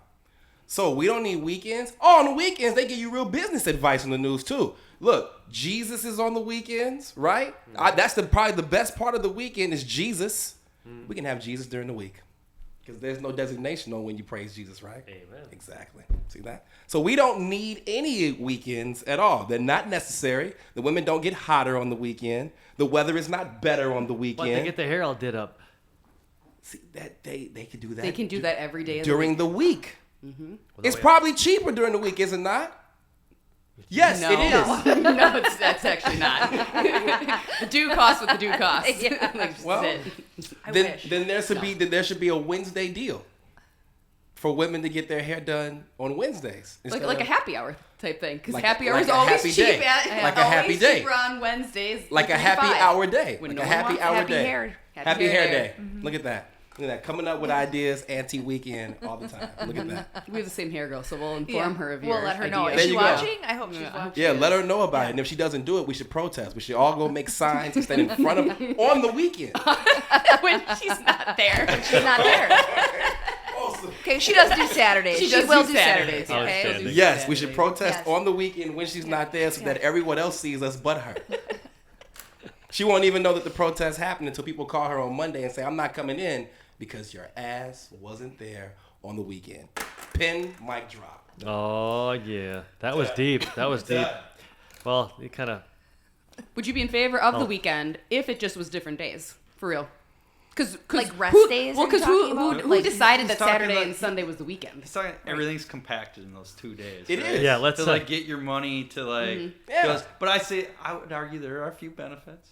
I mean, think about it. If you get paid on a Friday, you have all the way up until 5 o'clock to, if you don't have direct deposit, to get that check into the bank or the currency exchange. For those who are in the hood, you may have to go to the currency exchange, right? Currency exchange is not doing that stuff. Sometimes on Saturdays and weekends, you get Keisha with the You get Keisha with the nasty hair and the nasty attitude who doesn't want to do your check cashing for you. You can't get a title on the weekend. What if you've been waiting all week trying to get a title for this new car? You can't get it on the weekend because the damn DMV is closed. Yeah. Yeah. You can't go see unemployment services on the Facts. weekend. You can't go to many places on the weekend. You can't go see your governor. You can't go see your mayor on the weekend. I mean, you can go to his house. That's how we should go back to, actually, It is what back we to the do. first question. We should go back to 1650, actually, where I could just walk up to my governor's house and say, I'm mad at you, Mark. Step your ass outside for a duel. But anyway, Those were quality times. those were quality times. I'll fuck you up. And then he New knew. statement for next He week. knew. Yeah. He knew. I'm not gonna get fucked up. It's 1650. I'm not gonna. It's not 1950, so I can't call the police. So there you go. But either way, no weekends. It's unnecessary. We don't need it. Everything is more expensive. People are in the streets. They're angrier. They have nasty ways about themselves. Have you ever seen people on a Wednesday? Everyone's happy. Everyone's happy on Tuesdays and Wednesdays. You go to go get you something to eat. All the old people are sitting in there talking about Trump and whatever else, and they're happy. You can engage in the coffee, yep. conversation, and they'll be like, "Yeah, come on over here," or they'll talk to you from across the room. Yep. Have that conversation on a Saturday. People are looking Midwest at you like, "Hey, man, conversations. who the fuck was talking to that guy over there?" Or they're not out because they're scared or they don't like people either. You see this? You see what we're doing to old people? So weekends are anti-old people. Hashtag save the old people. See, Well, here, I'll give my spot real Not quick. So here's what I base my kind of like. I don't believe women should have to work an extra day. In fact, I believe if we go back to the old schools, you touched this a little bit. If that offends someone, like Dana's like an exception. Okay, I don't know you enough to give you a label on that, but She's you an know. exception. But here's the thing: if you work too much, it hurts you. Doesn't hurt you and me, because we're all created different. So I honestly believe that if I want a weekend, but I don't need it. Like I could honestly work. I have it, but I also have a job that I like. That's my next question. You know, do you like your job? That's part of a factor. I think if you like your job, it's not really a job. It's a career. It's a passion, right? Are you a woman? I'm sorry if that offends somebody, but the majority of women can't handle more than what they already got for 5 days a week. I mean, I honestly believe that I'm old-fashioned. The man should be able to afford to provide for the woman. The woman should have the option to work or not. So if you are the exception, right, you have that option, right? But I believe we've created such a backed up society to where, you know what? I mean, women are almost forced to work, and now, I mean, but I would tell them, never, ever, ever, ever work more than 5 days a week. Are you kidding me? You need that rest. I mean, your body responds different to stress than us, right? And that's just the way it is. If that offends you, I'm sorry. That I didn't create you. The creator did. So duel with him. That's a whole other conversation, right? So if you don't believe in that, guess what? It's okay. You're still created. You're still here, and that's how you are.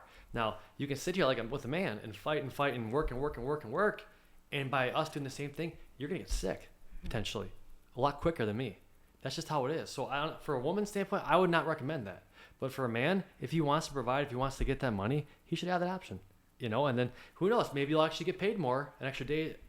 How many days? 100 and what? You said 104.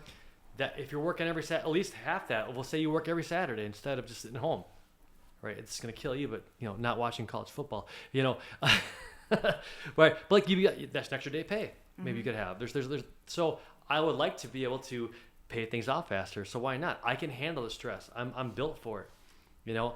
So my point is, I honestly think that we don't need weekends if you're a man. I think I want a weekend. I want to spend time with my kid, watch him grow. I want those things. But do I need 2 full days? Not always. There's also days where I go up north. I'm doing work up there the whole weekend. I mean, we're not. I'm moving trees. You know what I mean? We're chopping up wood for the winter. We're doing all the things. So it's still technically work. So there is that part of this whole thing where, you know what, you have to get away from your actual day-to-day job and get other work done. You know, I take random days off during the year, just one-offs. My wife and I will either go get stuff done around the house together, or we'll just do a balance of quality time, get some work done, get some stuff done at our house. But that's on a Monday when no one's bugging us. Everyone's at work. We're just straight up getting our work done. So there's ways around that too. But my point is, I don't think we need the weekend. I think it definitely helps us from a personal standpoint in a lot of ways, but it's not needed. I think you can work your way. I think that's kind of where I'm at with that, and I think I'm definitely leaning towards the agree. Go. Well, actually, no, I was going to address you, so I might as well. Yeah, go for it. I was going to say, you know, I wonder if people were putting in more work on weekends, or just, you know, more work in general sometimes for some people, because you brought up that mental health piece. And sometimes I think that, yeah, okay, fine, some people can have some actual, like, you know, mental health issues, but mental health a lot of the times is like, okay, it's some kind of, you know, made up problem, or we're in this comfort crisis, right? Like, people aren't generally challenged enough, and when you're not challenged enough, you start to look for problems everywhere. It's very dangerous for the brain, because then you start to make things up, and then that's where a lot of these, like, mental health things have come from, right? Because it's not a mental health problem if someone calls you the wrong pronoun. It's not a mental health problem that, you know, or that shouldn't be an excuse ever that that's why you were late to work, or that's why the cop pulled you over and now a woman's crying outside of her car because she has mental health problems, and the police officer is addressing her and is going to give her a ticket. That's a real life thing that I saw. I should have sent it to you. But we're in this comfort, right? Everything is so, like, comfortable and cushy, and so we're making up these problems. But maybe if we were more dedicated to putting in more time to our jobs, to our work, and really building that life purpose, maybe we wouldn't have as much mental health problems going on. I don't know. You mentioned that before, and I just was thinking about it. Yeah, no, the point I was making is you have to work, right? We're in a society where you have to work, so you get... there's some ways around it, sure. But if you want to try to get anywhere, you have to work. The rule is you work. You know, you do something for a while, you can learn to fucking hate it, right? Yeah. And that can dig at you. But I'll tell you what you would hate more: fucking living on the street. You know. Yep. So I say that weekend allows you to. It gives you a break from that. Because if I said, you gotta go every single day, you're probably gonna go and turn around and try to make a change. But sometimes life's hard. Sometimes it's a employee market. Sometimes it's employer market, right? So the time and transition to those things in life. Okay, say you're with, you know, I'll tell you probably a quick way to get a divorce is to go and not do anything, right? So you can utilize. So on the same sentiment, what we're talking about is on the weekend, if you were looking for the things that you really love and do this, we could consider that work, I guess. You know, because it is a fucking job trying to find a good job, right? It can take a lot of effort and a lot of, you know. So I guess you can make that argument. I was gonna make the statement though. I love fishing. I fucking love fishing. I love fishing. But after like a week of fishing straight, I'm like, I need a fucking weekend. I need a break from this, right? Even something that you love, you absolutely passionately get after. Even hunting, you know, I'll hunt for 2 weeks, but I'm like, fuck, I need a day off from this. It's becoming work. I'm so tired. Even sitting in the tree stand. Even things you love without a break from it. My gun's so heavy. Yeah. Even things you love though. If a perfect example, I moved to Marinette, some of the best walleye fishing I ever had. Every single night when I got a boat. Every single night for 3-4 weeks straight. I didn't take a break. I went fishing. I I kind of don't enjoy it that much because I didn't take a break from it. I was like, I got to get while the getting's good. Well, this is crazy world I'm living in up here. It's such great fishing. And I should have been taking breaks from it because then it's harder for me to get back into enjoying it. So even things you love or passionate about or you love to do it every day, you can learn to hate it too without a break from it. I was going to make also a statement as like, people love to get drunk every day, right? Say if that was your job, right? That's not like a good avenue. No. Right? Like that guy should have a weekend of not drinking. So that was a little ditty I wrote. And to your point, I will say this: fuck the DMV. Their hours don't make sense. No, they don't. Fuck the banks. Yeah. Their hours don't make sense. They're like, man, we got to serve people that are making money. Where are they? They're trying to make money in the time that you're open, right? It's crazy. The narrow hours. It's crazy. It drives me nuts every time I have to go to DMV. But hey, did you know? Because I just learned this. Did you know you can get your driver's license online? I just learned that. Well, while I was standing you just got one. Yeah, while I was standing in line at DMV, somebody was like, oh yeah, just when I got my thing in the mail, I just happened to Google it, and it was like, because I was like, wait, do I need you can only do it once though? You can only do it once, and then the next time you can only go so long without getting a picture. Okay, that's what I figured. Because I'm like, how long are they gonna let me? Yeah, okay, so I used mine up just now. So by that time, they'll just change the rules. They probably will. I'm just gonna teleport over there by then anyway. It'll be fine. Well, I'll say this. When I was a kid, we didn't have weekends off, right? So my mother utilized the weekend as an opportunity for everybody to develop skills. She would probably call it skill development. And so my father's skill is to paint the house and get outside and do some stuff out there. Her skill was running the show. I'm going to get better at running the show. Apparently, I'm not doing a good enough job because everybody is still not doing what they're supposed to be doing when they do supposed to be doing it. And little Larry, that would be me, your skill is whatever I choose for your skill to be. Because as the person who's running the show, that is what I do, is maintain that you have something to do and that your father has something to do. So we literally did not have the weekends off. So if that meant that I had to go to this program called ETA, which taught African-American kids how to do acting, that's where you will be. When you're not in that, you're going to be in this college where you're going to be learning some other kind of development skill. But it was always about your weekends are for developing you to become a better person. It is not for you to sit around the house, play that video game, go outside and hang out with friends. You can hang out with friends when you get done developing yourself, right? And my father kind of was on board with that because he was like, yeah, that's great. It's a good opportunity for that woman and that boy to get out of my house, and I can get out here and do what I need to do out here. But everybody had something to do. My father would take, if the Bears were playing, he literally would take 3 hours to watch the Bears. Or he'd get everything done from like 5 a.m. until 12 so that he could watch the Bears, and then I'm done. I've done my skill development for the day. Get away from me. Go skill develop in the kitchen or something. But my mother was on all of us like, no, you need to be doing something. You need to be doing something. I need to be doing something. Even if people came over and stayed the night, she was like, okay, well, make sure. She would tell the parents, hey, pack them this because they're going to be doing this. And people would be like, why? It's the weekend. They're like, because you're going to be hanging out with him. So you're going to go do what he does. So you're going to go do skill development. Everyone has to develop a skill. And my mother's thing was the weekend is an opportunity for you to, as you stated, break away from this monotonous routine. However, once Saturday and Sunday come, we need to be doing something else. Yeah. That makes us either we're reading a book. Right. We're sitting around. High quality Americans. Yes, exactly. Well, that's how you get a person like this. I know. And so my mother was big on, no, everybody is going to be doing something, especially kids, right? You're a kid, you need to do something. Sitting around the house is unacceptable. Going over to your cousin's house, what are you all doing? Like, it was always like, what are you all doing? Or we're going to the baseball field. And how long will you be there? Because there needs to be a time limit on how much skill development you're getting to.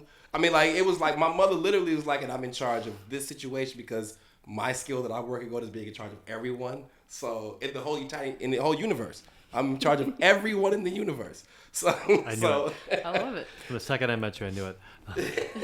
Let me ask you a question. I was just gonna say, would you consider that a job? Is that so? You're if you have a home where you're learning skills, is that to be considered a job? Yeah, that's still like because so- everybody has personal goals So I too think- that they're working at, and so you can be working on those So on the weekend. I Wait, did I your friends think- want to come over? I think we. Yeah, but they didn't want to come over if my father had stuff for them to do, which he had something for everybody to do every I was week. wondering if they enjoyed or they didn't Except for like women. skill development. Only my father didn't. He didn't have anything for women to do. That was his thing. Women, little girls don't work. Everybody else does though. So I think it's important to understand that there's work to be done on the weekends. Maybe it's not your career, your job you do Monday through Friday. Maybe it's just you dabble in it on the weekends, whatever, you check your email, whatever you do. But maybe like, hey, you got to change the roof, or you got to, fix your toilet. There's work to be done on the weekends. So I think where I'm kind of going to summarize from this, just hearing you guys is, look, don't sit on your duff all day. Get some things done that's going to help your family, that's going to accomplish things, that's going to move your family forward along with yourself from a personal standpoint. Because if you sit in your duff all day, whether you're just sitting there watching sports, drinking, or both, or playing games, or all three, what I'm saying? Like, what quality does that bring? I feel like you're setting yourself up for failure on Monday. And this goes back to, I want to make a couple statements. One is, same way I grew up was, I don't think my dad had a day off ever. We had a deer farm, and on the weekends, guess what we did? We built fence. That's right. That's all I ever remember, right? My dad, if he was sitting here right now, he said, we never had a day off. I've never had a day off in my life, because he's always doing something. But I will say to the fact that, like, and go back to mental health and what you just said, sitting there like a slug, right? Don't get me wrong. It happens every once in a while. Right. I think there's a point, like, where you need to, like, I just need to fucking lay here and watch TV, right? But that should be a rarity. Right. Because I can tell you what happens if you do that 2 days in a row. Because I've done it. You feel like shit. Yeah. And you're like, I haven't accomplished anything. I had all this time and I do nothing with it. And then that eats you up a little bit. Mm-hmm. And I tell you, a difference to that is like, I went to the gym today. I got this done. I cleaned this. I got all these things, prepared. And hey, I wrote some notes. I'm working on this book or whatever it is. And then you leave it and you're like, man, I feel good. I got stuff done. And it might not even been a full 8 hours of doing stuff. 5 hours. And you're like, man, it feels good. I'm ready. I'm ready to go out on the weekend now. I got that extra time because that's when all the females are gathered, right? Yeah. That's another thing you missed. During the week. No, during the week they would be all scattered. Mondays, Tuesdays, Wednesdays. Now you got a specific Friday, Saturday window. That's true. Chicago. They're in their groups. You just have to pray on the group. Chicago Black Night was at Thursday night though at the club. So Thursday nights, you go. I was always wondering, how are you people not working on Friday? Maybe you guys don't have jobs. Well, and maybe they don't. So I think I kind of want to hear, and we kind of talked about a little bit, but not concretely. So when we say people don't need weekends, what's the definition of a weekend in regards to? So are we saying you should be working 6-7 days a week at your current job, or are we saying you shouldn't be sitting on your duff? You know what I mean? Just doing nothing and sitting around waiting to die until Monday. Well, I was gonna say why? Like, there's so many labels. Like, why are the labels there? Right? And I'm sure there's probably something in history as to why Monday through Friday was work days, Saturday and Sunday were rest days, right? Or Henry Ford. Rest days or whatever. But I was thinking everybody was like when you talked about even women shouldn't be working, right? Like working through that. Well, I also am like an early riser. I get up at 4:45 every morning because I go to the gym. Mm-hmm. But by 2 p.m., I'm sort of like mentally, I'm like, I'm exhausted because I've worked really hard from 5 a.m. until that 2 p.m., right? Now, what if I did that all 7 days? I'm still resting then at 2 p.m., right? Resting, like I'm going to the grocery store because nobody's there on a Wednesday or something. I don't know. But like, if the labels were gone, where people could work when it was best for them, for their body, for their life, for their family, whatever, I almost wonder, could we get more out of people if we just didn't have those labels? And then you think of marketing, it's probably a marketing thing, but you think of marketing, well then raise the prices or keep the airlines the same price for all 7 days. It doesn't need to be raise them on a Monday or take them down on a Sunday. Like, you wouldn't need to do all that stuff. right? And then sales would actually be sales, not fake sales, because we know that they raised them on a Sunday so that you could fly on a Wednesday. Exactly. So I just was thinking of that. I wrote that down where I'm like, what if we washed that out and your rest days were when you needed the rest days? So you go walleye fishing for 5 days and the 6th day you rest. Who cares if it's a Wednesday or a Thursday or a Saturday? Like, I don't care. I don't know. I would say that, like, also the structure of the 9-to-5 work week, that was kind of it. I'm glad there's rules against changing it, because I think you have a lot of people that would take advantage of people. Like, yeah, you're working every Saturday, Sunday for the rest of your life, and never give them an opportunity to chase and be prosper somewhere else because they got to make that nut. But it would be interesting to have like and people do have jobs too where they get like they got a Wednesday, Thursday, Friday off, and then they work like swing shift. Crazy shifts and changing. If we're just talking about like the work world, so we probably could pick examples. I get every other Friday off. Like I work 9-hour days, usually work more than that, but that's how like it's set up. Yep. I fucking love it. It's great. It gives me opportunity to do things that maybe we consider is it work, right? Where it's like is me going hunting and I go walk 7 miles and I carry a rifle all day, are we going to consider that work or not? Are we going to? I think I think there's value to it. Right. You're bringing food. Right. You're moving. You're. That's how we did things. So if you're saying that that's work, then I don't think people need weekends. I don't think. Very, very rarely do you need time to go and lay around, be a slug, and not do some activity. Right. And if I may, I think and here's the deal. So I think people run away from their jobs, and we've talked about this before on the show, where you straight up are living for the weekend because you hate the life that you created Monday through Friday. Yeah. That's on you. Yeah. Now, I was there too. I made a change, and I'm very thankful and blessed to be where I'm at, and I'm always trying to grow and be better. And I have a different mentality about it now, but I hated my job before. I mean, I was there because I loved the people, and I just tolerated the job that came with it. But I was good at that because I had, obviously, my job was people. I was a manager for drivers, and it was good and all, but it was killed me. And I created that life of stress. I hated holidays. Why? Because trucking never sleeps. I was working either Christmas and Memorial Day weekend, or I was working Thanksgiving and 4th of July. I never liked anything. I mean, I hated holidays because I was always the one getting the short end of the stick. But that was the life I created. So am I getting the short end? No, I took it myself. I could have picked a longer stick. So I think there's something to do with that. You got to find your job that you want to do, that you actually wake up and go, how can I make a difference? When you don't have that, you're dragging. You're like Eeyore all the time. No wonder why you want the weekends. So I feel I have pity for people who haven't woken up. They're still plugged in and they still think that, this is just the way it is. It takes time though. You had to learn it too. Everybody's got their own path, right? And hopefully you find it. Some people never do, and you see them and you're like, oh shit. Yeah, and it all comes back to convenience and being programmed. Yeah. Yeah. It's kind of funny. I'm like, my wife and I come in here on the weekends sometimes, mostly to work out, work on ourselves, or just maybe a couple small things done around the office. It's like, it felt weird at first. And Doc and I would be talking and just solving the world's problems with Sarah too, and we'd be just sitting in the office, and I look, it's 8:30 now. I almost felt guilty for not being home. Why? What a good problem to have. I'm still at work. It's almost 8 o'clock now. I'm still here. Where else would I be doing at home? Sitting home, waiting to go to bed? I mean, you know what I mean? Like it's the life that we create that plays a big factor in this statement, I believe. So I think we need to remember that when, hey, do I have a job I want? So maybe I should be going, if you're watching online, maybe you hate your life and you love the weekends. Maybe you look at a different career. I did trucking until I was 40, almost 39 years old, and I got let go because I wouldn't take the jab, or also wouldn't wear a mask. And I made that very well known, and I don't find it to be weird that very shortly after I lost my job.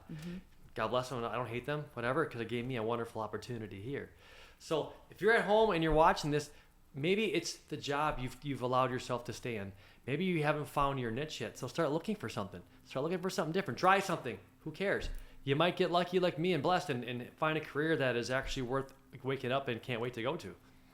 And I think arguably there are some jobs that they have to be at certain times, right? Like if you think of industrial type jobs, like you have machines running that people have to show up at a certain time. But then I'm like, well, would it force society to figure things out a little differently?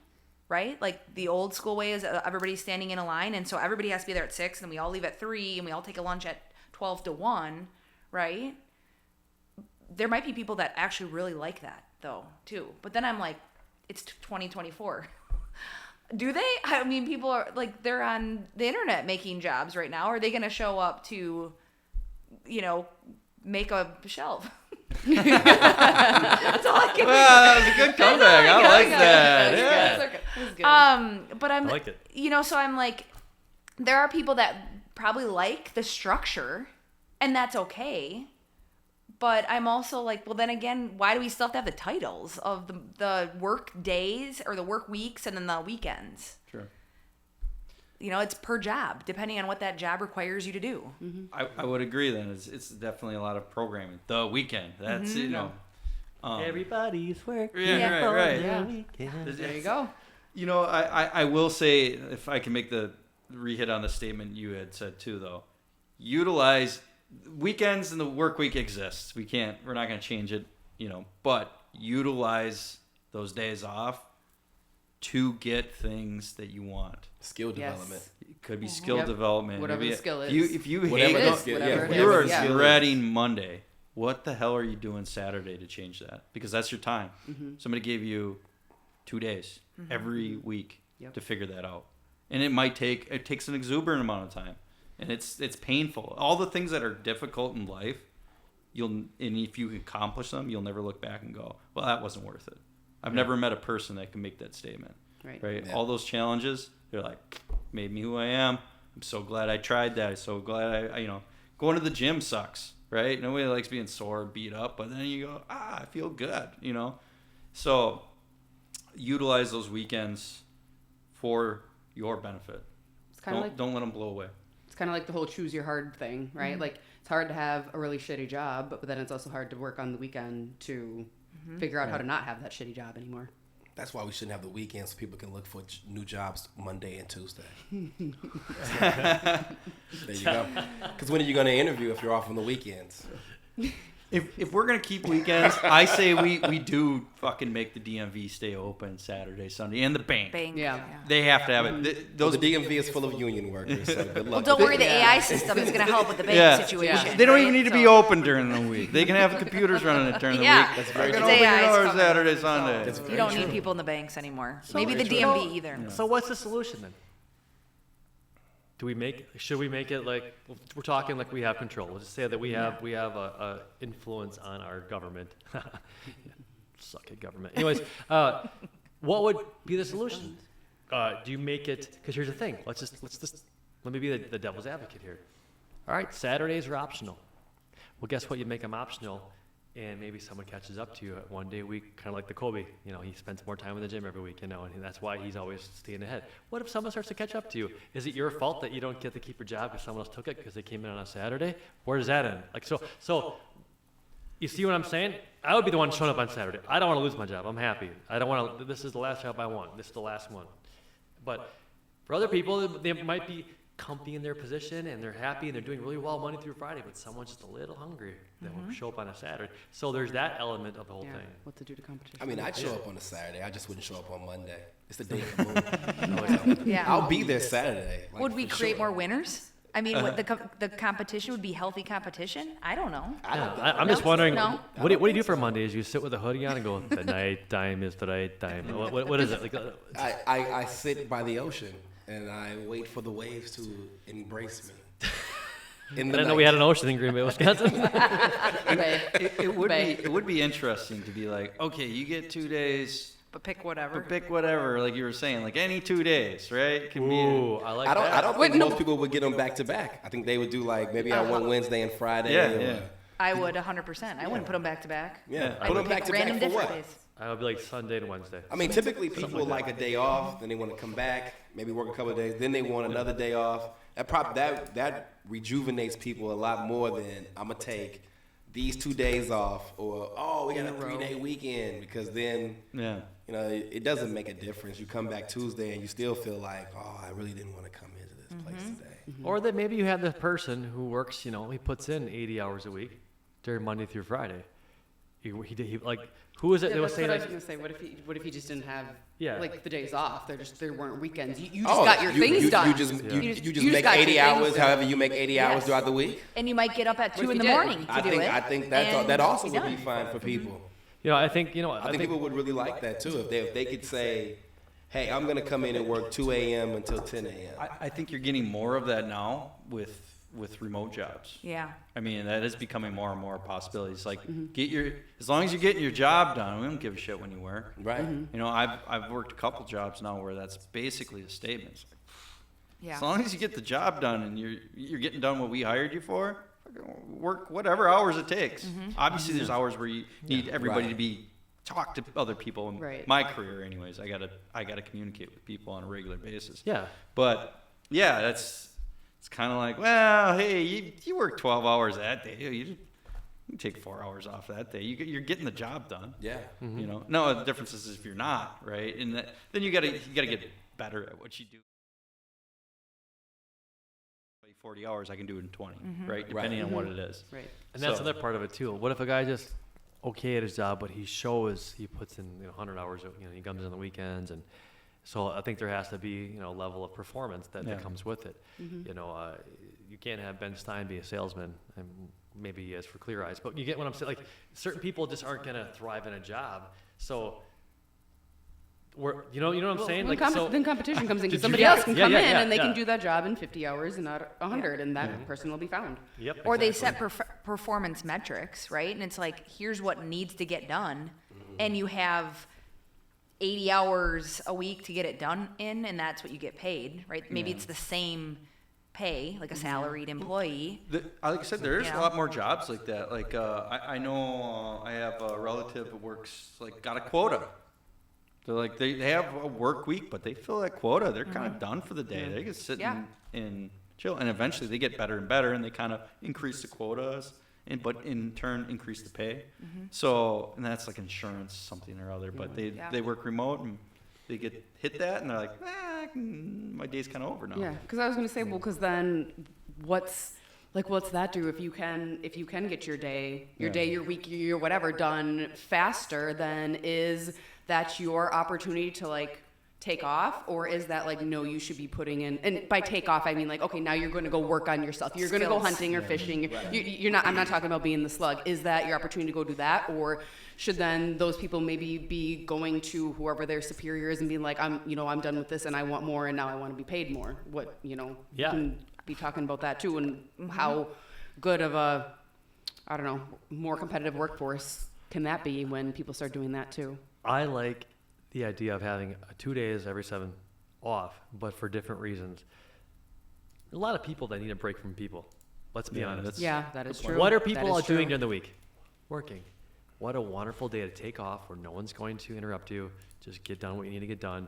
Instead of on the weekends, we're kind of working. We're going up north. We're traveling. That's work. Popping up a tent, whatever. Going out like.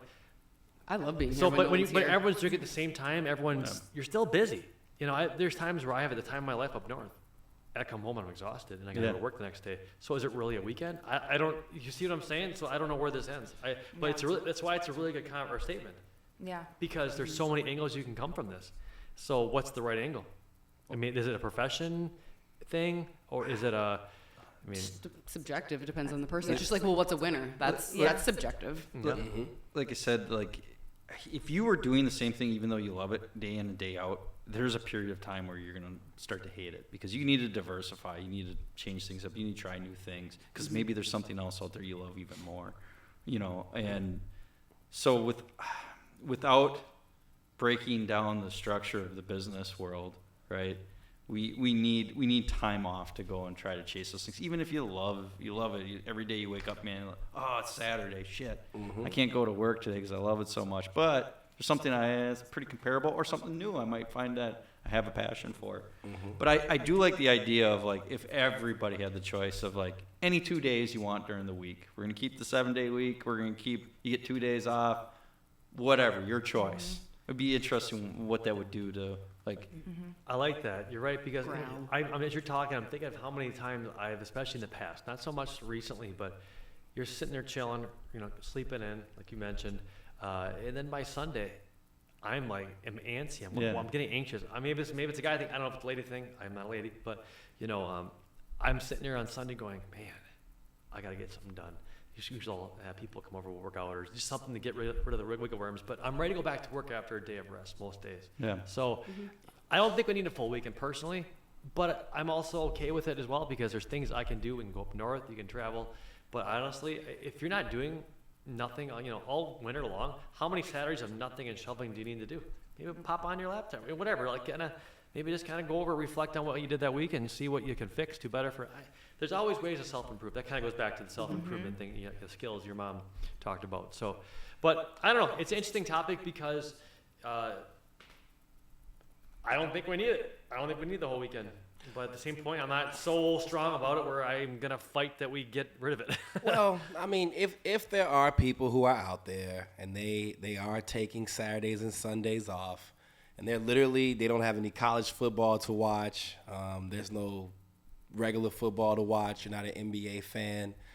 If you really are that bored, you feel free to go to YouTube and watch Random Things You Need to Know, starring Lorenzo Tomas. And there it is. There you go. You will have hours of things to do. You'll be mad for at least an hour. You'll cry for another hour. You'll probably laugh for an hour at the women who cannot drive. And then you can come back on Monday and say, guess what I learned this weekend? There's this ignorant black guy on TV saying all kinds of rude things. And then someone else's weekend will also be fulfilled as well. And then after you're done with that, you go to Dana's page. Yeah, Dana disagrees. You can also head over to YouTube, TikTok, and Instagram and follow Dana Disagrees and That's scroll right. through all my reels. On Sundays. So you can watch me on Saturday and then watch Dana all Sunday. And you Mine can are have, a little holier than yours. Yeah, so. that's Okay. right. That's Okay, right. yeah. You're a little bit more wholesome. It is really great, wholesome Christian marriage advice to encourage wives to give their husbands blowjobs when they have their cycle. That's That good is- though. it's very That is wholesome. good information. That is very See, my wholesome. information is more of the Saturday night flavor. Yeah. Right, there you go. That's awesome. Well, here we got some good chatter, and the best part about having a little lesser guests is that we can wrap it up a little quicker. And here's the thing: we're gonna do final thoughts here. So we'll start with our guests. Just give your final thoughts. It could be on one topic, could or be on anything being you need here, to could be say. on both. I want to hear what your final thoughts are on being here. Did this help you kind of think a little bit? Whatever. Do you have anything really great to say? Okay. I was like, it'll buy me time. I go back to the first round when I had kind of tied it up, but man, if I could just have conversations like this with 5 different people every week, it's like you could feel like you're solving world problems sometimes, right? Like you can disagree respectfully, and I always walk away I've been on the podcast before, but I walked away from that time too going, wow, I didn't even think about that, or I didn't even really know that. And we all come from different backgrounds. We all are different ages. We all have, some of them are married, some are not married. Like, who cares, right? Like, it doesn't matter what those are. It's really cool to see and really interesting to have the conversation in a 2-hour period or whatever, however long we are in here, because I have no idea what time it is. It's but 11:23 p.m. It's like our bedtime. yeah, I was honestly. like, I'm usually seriously. sleeping by now, but Casino in here, yeah, but it's Blowing air in. yeah, I had no idea. Do you have an oxygen machine? You should bring it in for people. But Bring some thoughts. I really, if anybody's sitting out there that is like, oh, I have to go on that podcast and I have to think the same way as this group, come on the podcast, please. Because I think it's just a really good conversation, even if you don't agree. Like, you can have a respectful conversation with it, and it's good for other people to hear the perspective that you're bringing to the table. So hopefully that is the case, and people start coming on more often. Well, I'm blessed that you're a gamer. Thank you for being here. We love thank having you. you. Thanks That for was having me. awesome. Mr. Ben. Final thoughts. Couple different things. One is the first topic about the 1950s versus now. I think it spawned a lot of good ideas. I'm not saying we solved that or we figured it, but it's a lot of interesting ideas, like to contemplate. History repeating itself and good, bad, ugly, whatever it is. And I like the idea of what you take now and bring it back then. What does it do? it's I'm gonna be pondering about it for sure. And obviously the weekend stuff would give us a good, I don't know, connection here where we all get to talk about a little bit about our passions and our pasts and shit we like doing and shit we don't like doing. Yeah. And so that was good. No, this has been really good. I cannot believe me and Dana didn't argue. I know. It is. I'm not surprised. I am surprised. Are you? Yes. Really? There's people that told me, like, Ben, if you go on there, let me know because it'll be hilarious when you guys argue. And I just, If we do, Yeah. if we did the two of us only, that would be a different story. I don't know. It'd have just to be. saying. It'd have to be the right topics. Actually, Yeah, I'm a well, little yeah, surprised. true. There's I'm a that little too. surprised too. I'm surprised that I didn't get jabbed just for the fun of it. So I know know. it's too. it's I was eating you alive ready. because- I was like, because I'm always ready I already for that. got you once during this, and like I can tell that there's a little bit like And then Fight. and then the I- same thing happened like Round 20 minutes one. later, where you're like, oh yeah, okay. I threw you off a little bit. No. Outstanding. This is good. the nuclear I have family my thing? I just I didn't have my wanna talk best about joke. that. I'm saving for next time. Oh, okay. You do that. Is it about Aladdin? Oh, okay. So we're bringing him on next week then. Just kidding. Yeah. Like he's uninvited. Yeah. Unfriend. We'll do. I we'll can do- dig on. we'll I can do- dig underneath Dana's You skin. can come That's back kinda- on April 7th because that's a significant day. Why? You don't remember? Oh, you want to know what's funny? Oh, Okay, my go God. I have something to share. Well, after this, I right. found a postcard from North Dakota. Oh yeah. When I went on the trip. I found it. It's in perfect condition. Outstanding. Yeah. Very nice. Old letter she Anyway. sent me. Well, thank you for being here. Seriously. Thank Yeah, Do you have it's any been more to great. say? We appreciate you guys. Thanks I for mean, I having kind us. of interrupted you. So. What the hell is April 7th? Lorenzo Tomas, Oh, your turn. that's the day in middle school we started dating. History. Repeats Such itself. history. That just pushed the NBA fact out of my head. It's her birthday tomorrow too. Oh, tomorrow's your It birthday? is my birthday tomorrow. Happy birthday. Oh, thank There you go. To you. This way of transforming. This is presidents. So Okay. I thought all black guys could dance. Oh, man. No, this was fun though. I really I would definitely come back depending on what what the topics are and time frame. This was a good time. Good. See, I told you. Good. Well, Lorenzo, you're up. Oh, I What's was your final I thoughts? was just up. Yeah. And then you sat back I down. gave you a show. Yeah. So put that in your memory every year I on your will, birthday. I will, Remember I that will. little Because women are so visual. Yeah, make sure you remember Yeah. that. Make sure you remember that. So, yeah, this was a good show. It's a little bit different when we don't have two other people in here. Usually there's four of us talking and then two are like,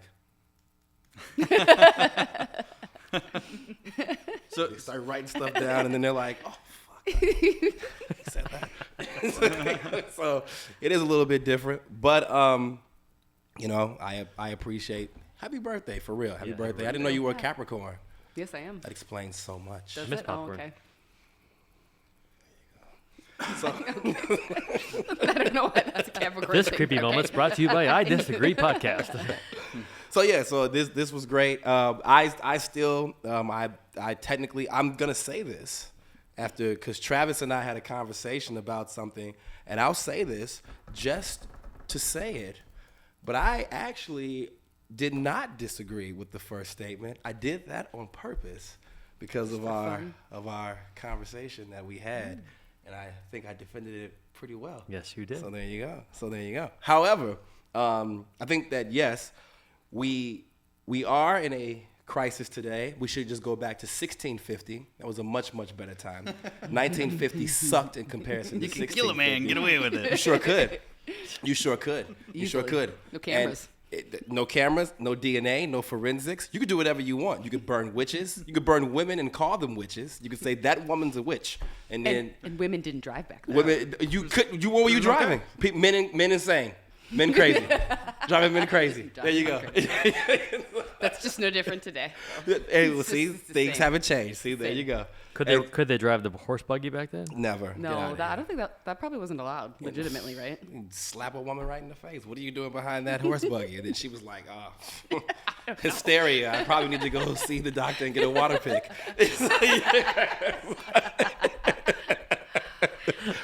So some of you want me to understand that that's a joke, I guess, for women who understand what hysteria is. So anyway, Only women understand that. yeah, well, only women probably would understand what hysteria is. So, so anyway, but yeah, no, I think that this is a good conversation. Yeah, as usual, people came on, 2 people came on, great ideas.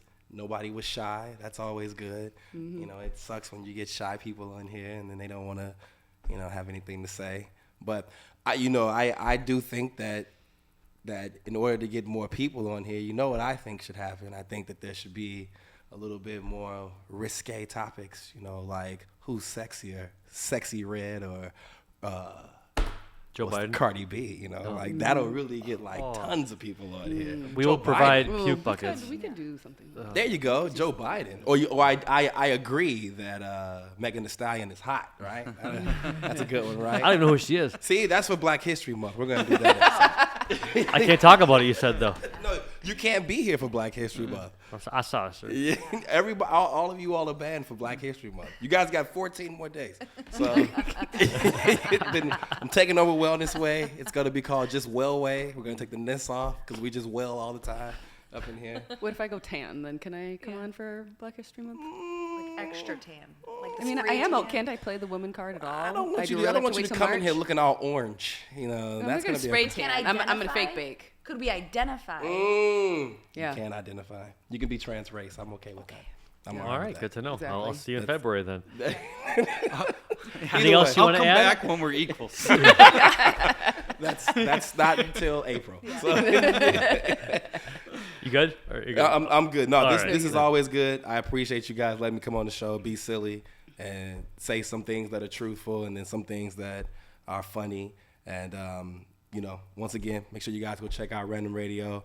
I'm not as funny over there. However, I am more truthful. So there you go. Dana? Yeah, thanks you guys for being here. It is like you said, it's more fun when people just say what they're thinking and they jump to the microphone and we don't have to be trying to draw something out of them all the time. So good quality conversation. So I'm glad you guys were able to come on, and thank you for coming on again. Yeah. And you for making the trip, because I know you had to drive a little bit of a ways. But I always, talk about this, and I think about this often, that this isn't just a podcast. People think of podcasts sometimes as it's just that, and it's just people talking and stuff, and I think of it a whole lot more as a 250-year plan. It's a 250-year plan to affect and change culture, to change what's going on now in culture, and to change it decades and decades and centuries from now, because that's really the only way we can get to where we want our country to go, to direct it. And like we said, we want everybody to be high value Americans, and that's men having their 3 M's, their mind, muscle, and money, and it's women having their 3 S's. They're sexy, supportive, and serene, which again, I will have manuals coming out about that. And again, be sure that you are following Dana Disagrees on TikTok, YouTube, and Instagram. Dana, I have a question. So 100 years from now, right? So, okay, 50 years. Remember, she's a witch. I was say I'm a witch, Yeah. so you know I'm going to be around, 50, right? yeah, of course. Okay. 50 years from now, right. if YouTube is still around, or maybe there's remnants of still your program on some database, right? Like, say in the future, it's like I don't know, whatever the hell it is, right? What is it that you would want people in the future to think about Dana of 50 years in the past? So that'd be 2074. Be like, damn, that girl's right about everything she says. Okay, so they're not gonna feel that. They are going to feel that. Because everything that I say on there, it's relevant to the time, but it's also going to stand the test of time. Okay. Well, there's Blowjobs aren't going away anytime soon, Lorenzo. I don't know. I've seen some things. Oh, boy. Well, maybe the men will just step up and get better at them. You know what? There you go. boy. See, that's what's gonna happen. The Transformers, Decepticons. I mean, are gonna men get are much already better starting to at it. become better at women at just being women, so maybe they will take over that too. I don't know. Yeah. You're not. Well, there you go. know. There it is. I'm willing to be proven wrong. Hope for the future. Yeah. There you Hope go. for the Hope for future. the future. So my final thoughts, I look at, I got to bring it back to quality. The first question, I think the second one was more interesting because it's just such a vague, statement. But I want to bring it back to quality. I've noticed that marriage has gone down the crapper, like horribly, right? So the quality is fair to say that it's not good there, right? And I look at mental health and it's through the roof in the wrong direction. So the quality is not so much there. which obviously, there's a lot of identity crisis out there. And I think that's another quality thing, that when you don't know who you are, what you're supposed to be doing, and why you're here, I think that it leads you down a bad path of depression or whatever. I just think that if you have a purpose, you know what you're supposed to do, you're going to get it done. You're not questioning, second guessing everything. You're not going through all these things. So I honestly, from that standpoint, quality's bad. But here's the real kicker. Would you rather have not counting technology or anything in their hands? Would you rather have 800,000 1950s men fighting a war for you? Or do you want 20, 24? Can't pick. You just get the random. We'll say it's the draft. We got to draft 800,000 men, American men, from 2024. Who are you going to feel a little more safe with? Not get rid of technology and gun types and missiles, and I'm talking straight up ability to fight. Anybody answer 1950s. So I think it's really Weren't fair they smaller then? Shorter? But then they all would be that. They would all be that, right? They just weren't fat all the way to the Yeah. top. back then. They weren't outstanding. small. What a wonderful way, but Which what one a is horrible shorter way at the same though? time. I don't know. Were they? I don't think Yeah, so. like Were they? haven't we gotten taller as a as a Yeah, man? I I don't know. Well, The I'm world- not saying The world I don't record know. guy was for height was like Chinese, and he was from like the early 19. So I mean, whatever. I don't know. As the world overpopulates, you know what? You're gonna get more short guys, tall. You're gonna get a bunch of Yeah. But anyway, here's the thing. I'm picking the 1950s. You got a bunch of right people right after war. They know how to do it. Oh, they yeah, wouldn't want to for go back. sure. But men are men back then. I'm not saying they're perfect. They did a lot of stupid stuff too. But my point is, I'm picking them. Therefore, quality's better. How do we get back to that? Stop doing the stupid stuff that we're doing here. I mean, stop trying to make a rule out of everything and try to control everything and make us have to be spoon-fed by the government. We got to get back to being free. We haven't been free. You mentioned being enslaved. And in a lot of ways we are. Women are enslaved by feminism right now. If it wasn't for feminism, you two could be home if you chose, right? Mm-hmm. And because you'd be okay. It'd be the normal thing to do. But now you're forced to work, and now the inflation and everything. Now we're screwed. Quality of life is worse. We all should be what we're making right now. We all should be thriving, but we're not. So obviously, quality isn't there anymore, and we need to find a way to get back to it. And unfortunately, history tells us that we're not going to. But some of us might come out of your life and be stronger because of it. And that's my goal. I want to be a sheepdog and fight off the wolves. And I want to be a sheep. I don't want to be listening to the government, whatever they say. So we need to get back to talking truth, having discussions like this. Like you said, you can disagree and still get along, or at least be kind and cordial. We do that here. And we want more people. I challenge people watching. Don't be shy. I know people from the Llamas group. I know a couple people want to dig on us and go for it. Come on. We want to hear from you. Someone came from that group. They were pleasant. He's gonna come on. back. Yeah, he's going to come back. Come on. And I've We'll messaged talk. a bunch of you too. And it's okay if we don't agree with you, but let's talk about it instead of all having our own opinion and not talking about it and going to our phone and being weekend warriors talking. What is the Llamas group? We'll talk about that. So, but I challenge everyone, come on. We're nice. I don't bite hard. So here, sign up, go to IDP at thewellnessway.com and sign up, whether it be a statement, whether it be to come on. We want to hear from you. There's more people out there that have opinions. We don't bite. Come on. Let's start solving problems, because you know what? The government keeps solving it for us, and it's not solving it. Come on. Come on to the I Disagree podcast. All that to be said, thank you all for being here. I mean it. I'm blessed to be sitting in this chair. Thank you for being a host. Thank you for being a host. Thank you for being the guest. And we look forward to seeing you all on the internet thingy bopper next week. Take care.